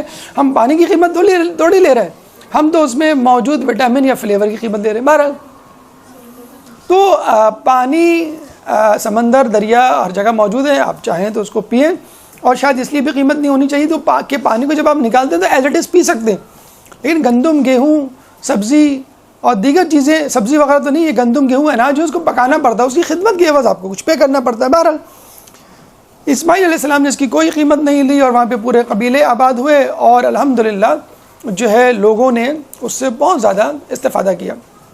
یہاں پہ ہمیں ایک بات پتہ چلتی ہے، ہمارے لیے ایک پیغام ہے، انسان کو ہمت نہیں ہارنی چاہیے اور اپنی سکت کے مطابق مقابلہ کرنا چاہیے. مطلب دیکھیں، اگر خدا نخواستہ گھر میں آگ لگے تو آپ الگ طریقے سے بجھائیں گے، دوسرا جو ہوگا وہ کوئی اور طریقے سے بجھائے گا، بچہ جو ہے وہ گلاس سے پانی ڈالے گا یا کسی طرح ہاتھ سے پانی ڈالے گا، لیکن وہ بھی کوشش کرے گا کس طرح میں پانی بجھاؤں. تو آپ بس یہ دیکھیں کہ آپ کیا کر سکتے ہیں. کچھ نہیں کر سکتے، دعا تو کر سکتے ہیں. ابراہیم علیہ السلام کو دعا کا کہا گیا، حالانکہ ابراہیم علیہ السلام کو پریکٹیکلی کچھ کرنا چاہیے تھا، لیکن ان کو منع کیا گیا، انہوں نے فقط دعا پہ اکتفا کیا. بی بی ہاجرہ اور اور حضرت اسماعیل بچے تھے، عورت تھی، کمزور ہونے کے ناطے انہیں کچھ نہیں کرنا چاہیے تھا، ان کو کرنا چاہیے تھی دعا، لیکن انہوں نے اپنی سکت کے مقابلے، سکت کی حیثیت میں، لا یکلف اللہ نفسا الا وسعہا، اللہ کسی کی استطاعت سے زیادہ اس پہ بوجھ نہیں ڈالتا. تو بی بی ہاجرہ کو کہا گیا بس ٹھیک ہے، تم کوہ صفا مروہ کی.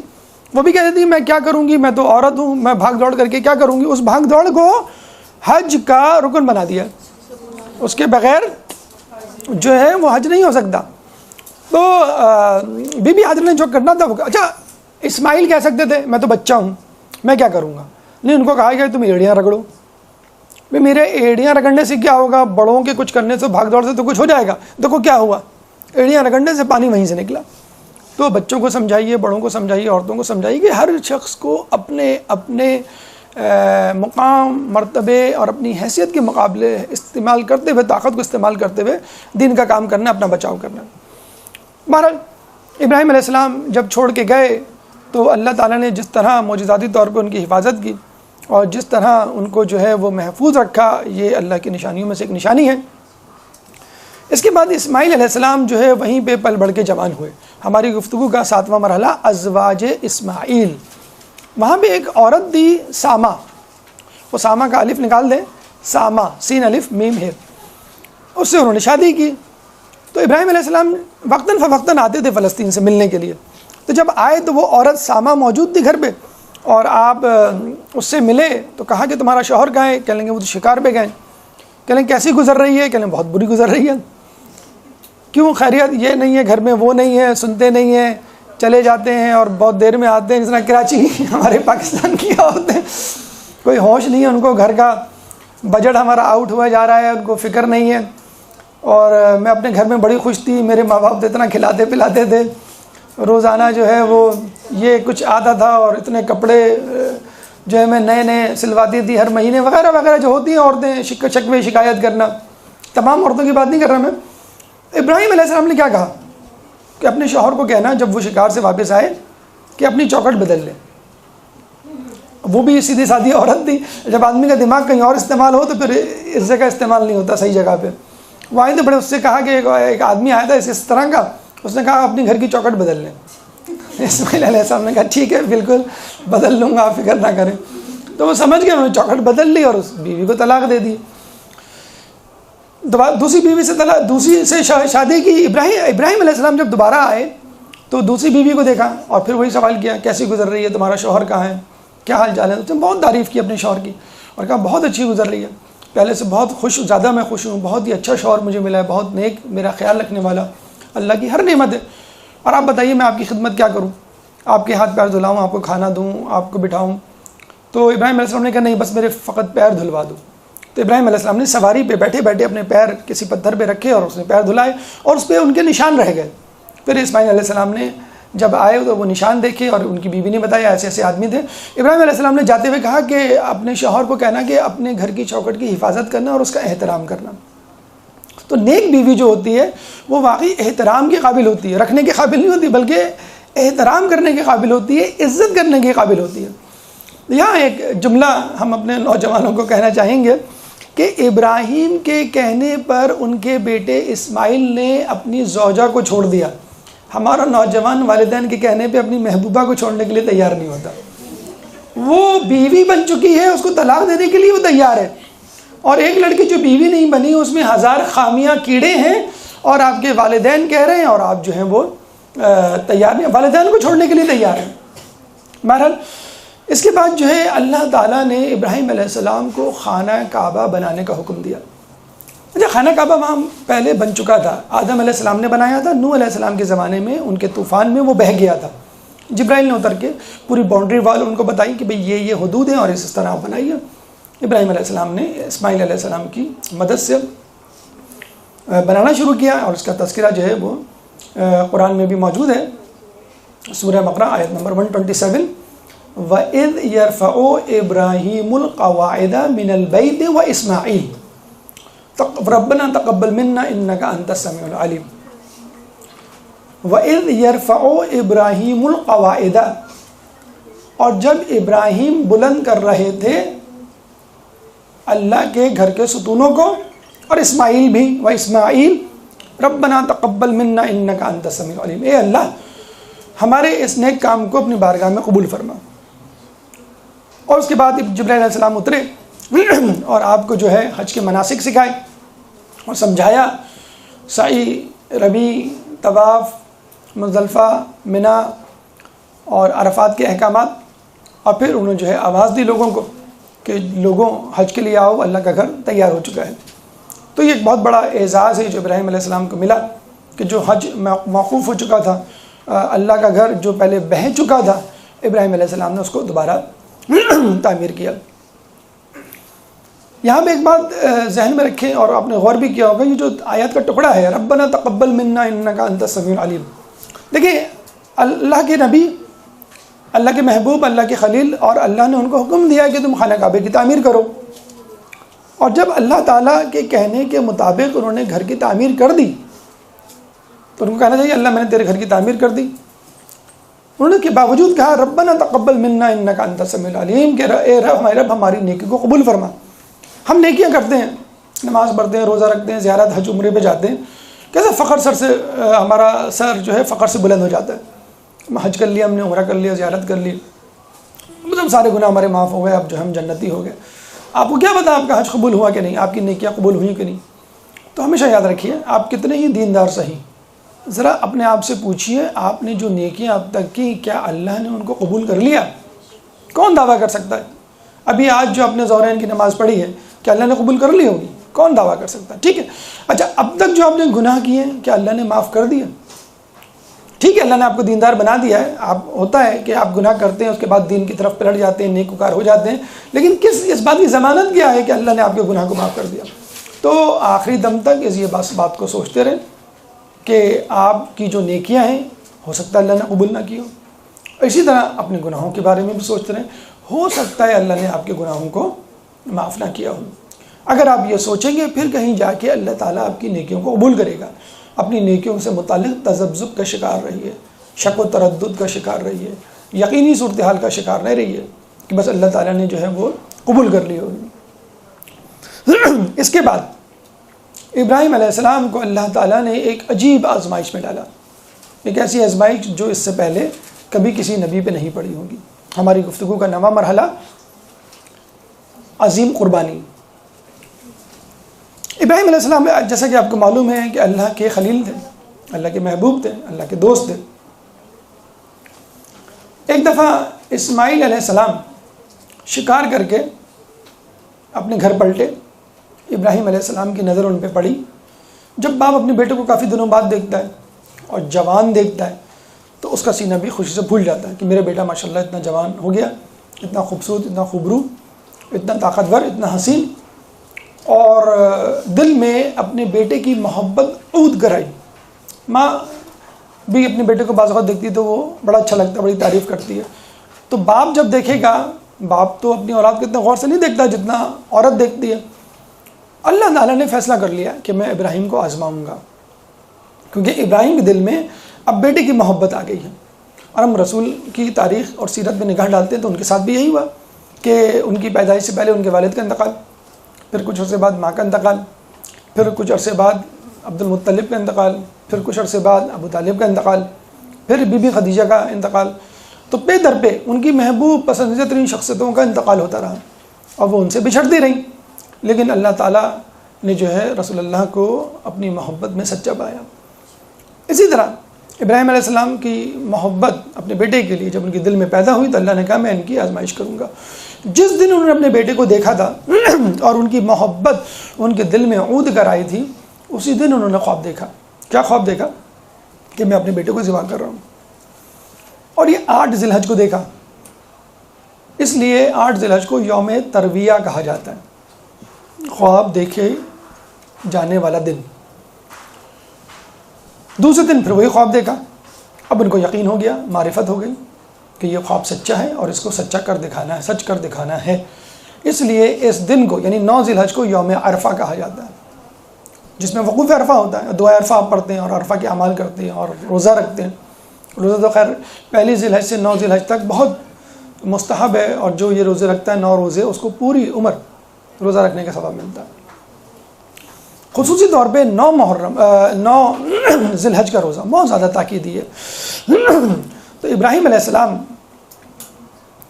کو تیسری مرتبہ جب یہ خواب دکھا تو انہوں نے یہ خواب اپنے بیٹے کو سنایا۔ جب بیٹے نے بغیر کسی تردد، شک اور اضطراب کے فوراً کہا کہ اے میرے والد، آپ حکم خداوندی بجا لائیں، آپ مجھے صابرین میں سے پائیں گے۔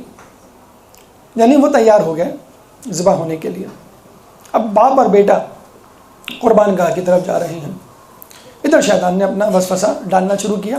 پہلے وہ بی بی ہاجرہ کے پاس گیا اور کہا کہ دیکھو تمہارا کیسا ظالم شوہر ہے، تمہارے بیٹے کو جو بڑی منت و مرادوں سے ہوا ہے اس کو ذبح کرنے جا رہا ہے۔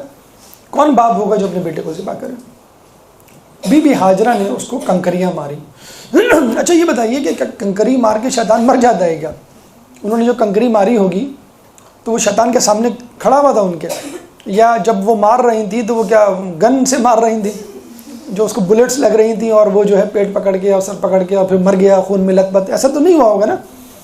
اس کا مطلب کیا ہوا؟ پھر وہی بات کہ انسان کے اندر جتنی سکت ہو اتنی وہ ضرور کوشش کرے۔ آپ گلی سے گزرتے ہیں، کتا بھونکتا ہے، آپ کیا کرتے ہیں؟ پتھر مارتے ہیں۔ تو آپ کا ارادہ حقیقت میں کتے کو مارنے کا ہوتا ہے کہ اس کی آنکھ پھوٹ جائے، دانت ٹوٹ جائے، یا اس کا خون نکل آئے اور بلیڈنگ اتنی ہو کہ مر جائے؟ ایسا کبھی کوئی سوچتا ہے؟ صرف اس لیے مارتے ہیں کہ کتے کے دل میں ہماری دہشت بیٹھ جائے۔ ہم تم کو پتھر بھی مار سکتے ہیں، تو گن بھی مار سکتے ہیں، توپ کا گولا بھی مار سکتے ہیں، تم کو جان سے بھی مار سکتے ہیں۔ تو ڈر کے سہمر سہل کے چلا جاتا ہے۔ تو بی بی ہاجرہ کا کہنا یہی تھا، ایک سمبولک جیسچر ہے کہ میں تمہاری اتنی دشمن ہوں کہ میں تم کو قتل بھی کر سکتی ہوں، میرا بس چلے۔ اب یہی شیطان جو ہے وہ ابراہیم علیہ السلام کے پاس گیا، ابراہیم علیہ السلام کو بہکایا کہ کیوں تم اتنی قربانیوں کے باوجود اب ایک اور قربانی دینے چلے ہو، اپنے بیٹے کو اپنی نسل منقطع کر رہے ہو، وغیرہ وغیرہ، جو کچھ بھی وہ شیطان وسوسے ڈال سکتا تھا۔ ابراہیم علیہ السلام نے بھی اس کو کنکریاں ماری، یہ بھی ایک سمبولک جیسچر۔ اس کے بعد اسماعیل علیہ السلام کے پاس آیا، ان کو بہکایا کہ تم اپنے باپ کی بات نہیں ماننا اور یہ تمہیں جو ہے قتل کر رہے ہیں۔ اسماعیل علیہ السلام نے بھی کنکریاں ماری۔ جس مقام پہ بی بی ہاجرہ کو شیطان نے بہکایا اور اس مقام پر انہیں کنکریاں ماری، آج اس مقام پر ایک ستون ہے، علامتی ستون، جہاں پہ حاجی جو ہے وہ کنکریاں مارتے ہیں، اور یہ پہلا ستون ہے جہاں پہ کنکریاں ماری جاتی ہیں۔ اس کو ہم کہتے ہیں جمرہ وسطیٰ۔ لوگ من کہتے ہیں نا کہ یہ وسطیٰ کو پہلے کیوں ماری جاتی ہے؟ تو پہلے بی بی ہاجرہ کو بہکایا تھا، اور جس مقام پہ حضرت ابراہیم علیہ السلام کو بہکایا تھا شیطان نے، اس مقام کو کہتے ہیں جمرہ اولا، یعنی پہلا شیطان یا بڑا شیطان۔ اس کے بعد جمرہ صغرا، یعنی اس جگہ پہ جہاں پر اسماعیل علیہ السلام کو شیطان نے بہکایا تھا۔ اب بہرحال دونوں باپ بیٹے قربان گاہ کی طرف جاتے ہیں۔ اب اسماعیل علیہ السلام کا رویہ اور انداز دیکھیے، ایک بے چارگی، بے کسی، اضطراب، پریشانی، ٹینشن کچھ بھی نہیں تھا، بلکہ ویل کمپوزڈ، ایک دانشور، ایک مفکر، ایک بڑا آدمی، جس طرح موت کو گلے لگاتا ہے اس طرح۔ باقاعدہ انہوں نے اپنے باپ کو وصیتیں کی ہیں، 6 یا 7 وصیتیں، مرنے سے پہلے، ذبح ہونے سے پہلے۔ اور کیا وصیتیں کی ہیں، آپ حیران رہ جائیں۔ نمبر 1، میرا پیرہن اتار دیجئے گا کہ ذبح کرتے وقت یہ خون آلود نہ ہو جائے۔ کہ جس کو دھونے کی زحمت آپ کو کرنی پڑے اور جس کو دیکھ کر میری ماں کا دل تڑپ اٹھے. بی بی سیدہ نے بھی کھانا وانا پکا لیا تھا نا اپنی شہادت سے پہلے کہ میرے غم میں میرے بچوں کو کھانا دینا نہ بھول جائیں لوگ. تو دیکھیں کہ لوگوں کو زحمت دینا گوارا نہیں نبی کو، معصوم کو، کہ مرنے سے پہلے میرے پیرہن کو اتار لیں تاکہ خون آلود نہ.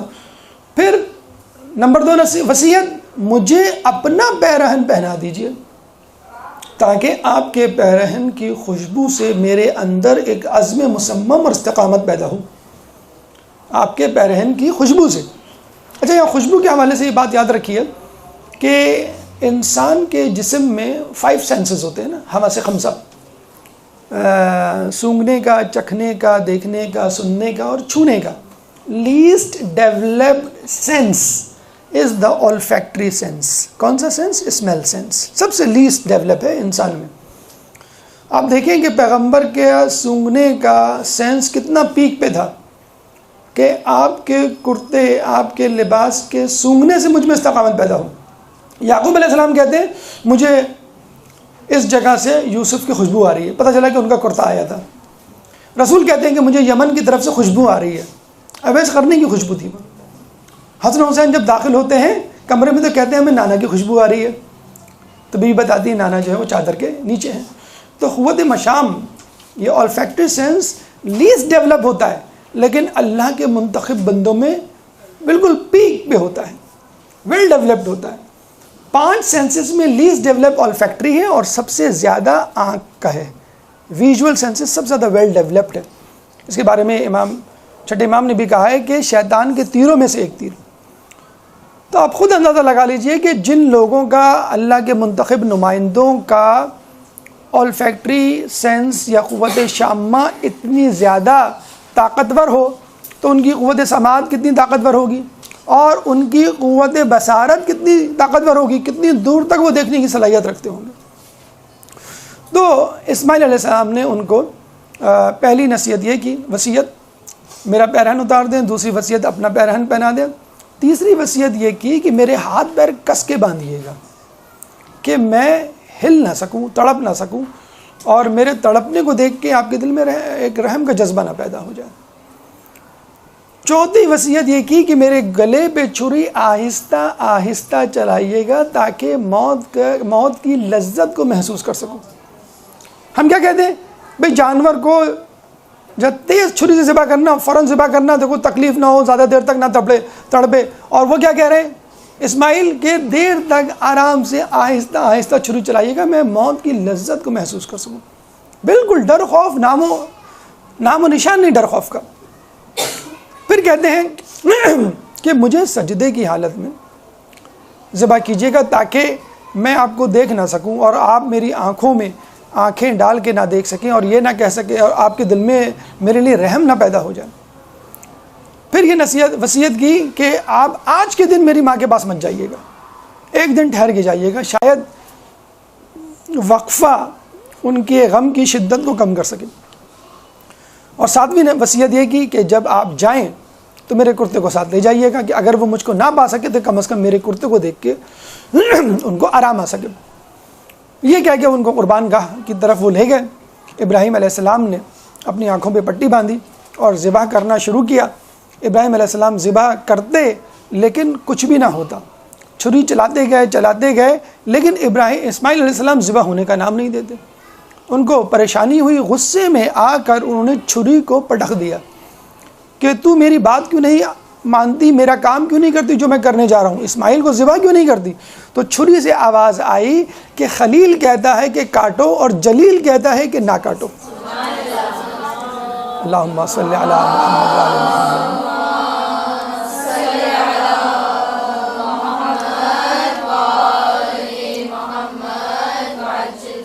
یہاں پہ ہونا چاہیے تھا اسماعیل اور ابراہیم یہ سوچے کہ اچھا ہوا چلو جان چھوٹی، چھری نے خود گواہی دے دی. یہاں پر وہ کیا سوچ رہے ہیں کہ اللہ نے ہماری قربانی کو قبول نہیں کیا، کہیں اس میں کوئی خامی تو نہیں رہ گئی، ہماری نیتوں میں کوئی کھوٹ تو نہیں ہو گیا. اسماعیل علیہ السلام بولے اس حالت میں کہ ابا آپ مجھے چھری کی نوک سے نہر کیجئے. اونٹ کو نہر نہیں کرتے، آپ کے انچولی میں ہوتا ہے تلوار کی نوک سے اونٹ کو نہر کیا جاتا ہے. اگر چھری تیز نہیں ہے تو کم از کم چھری کی نوک تو تیز ہوگی. ابراہیم علیہ السلام نے وہ بھی کر ڈالا لیکن چھری نے ذبح نہیں کیا. اسی وقت جنت سے ایک بھیڑ آئی اور اللہ نے ہاتف غیبی سے ندا آئی اور اللہ کا حکم آیا, خوشخبری آئی کہ ابراہیم تم نے اپنے خواب کو سچ کر دکھایا. یعنی ابراہیم کی جو قربانی تھی اللہ تعالیٰ نے قبول کر لی. حقیقت میں ہماری گفتگو کا آخری مرحلہ کلام آخر یا عظیم ترین قربانی. آپ نے اس قربانی کا حال سنا. اچھا یہاں پہ ایک بات چلتے چلتے بتا دیں گا, اس قسم کا خواب ہم میں سے کسی کو آئے تو خدا را وہ کسی کو ذبح نہ کرے. اب کوئی لڑکی کہے کہ میں نے اپنی ساس کو دیکھا, میں خدا نہ خواستہ یا کسی کو بھی کسی دشمن کو, نہیں ایسا نہیں. میں کیا کروں بھی, میں نے خواب میں دیکھا. خواب حجت نہیں ہوتا, وہ انبیاء کا خواب ہے. آپ غیر معصوم ہیں, آپ کو کیا معلوم کہ اللہ کیا چاہتا ہے اللہ کیا نہیں چاہتا. یہ ایک دفعہ ہو چکا ہے, 70s یا 80s کی بات ہے. ہاکس بے میں ایک بہت بڑا واقعہ ہوا تھا. وہ ہمارے مکتب فکر سے تعلق رکھنے والے تھے اور بعد میں انہوں نے کہا کہ مجھے خواب میں آیا تھا اپنے اولاد کو صندوق میں ڈال کے ہاکس بے یعنی یہ بحر عرب کی جو ہے وہ نظر کر دو.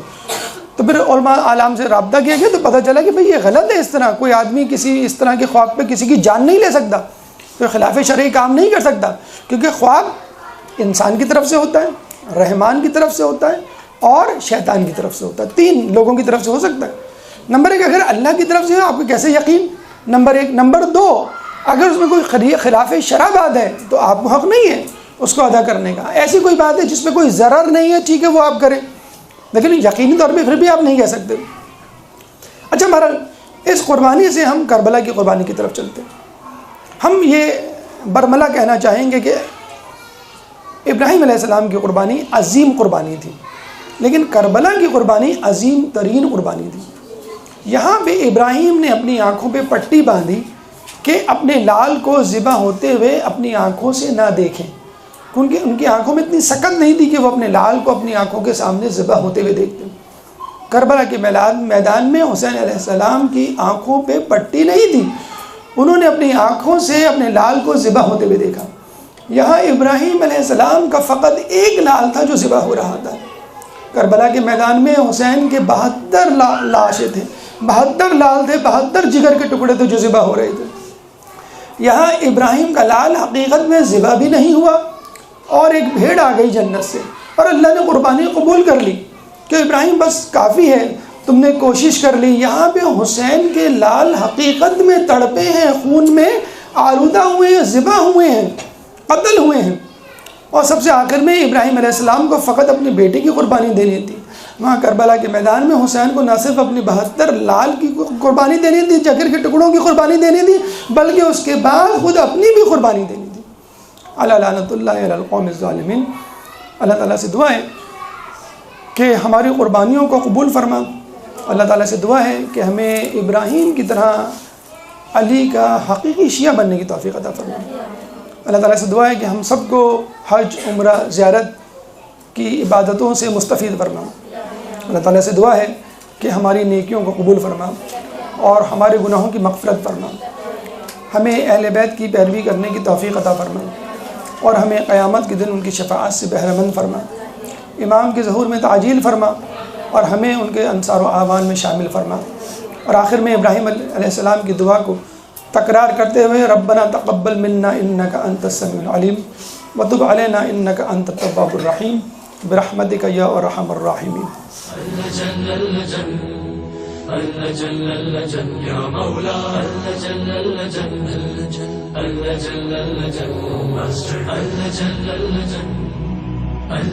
يا صاحب السماء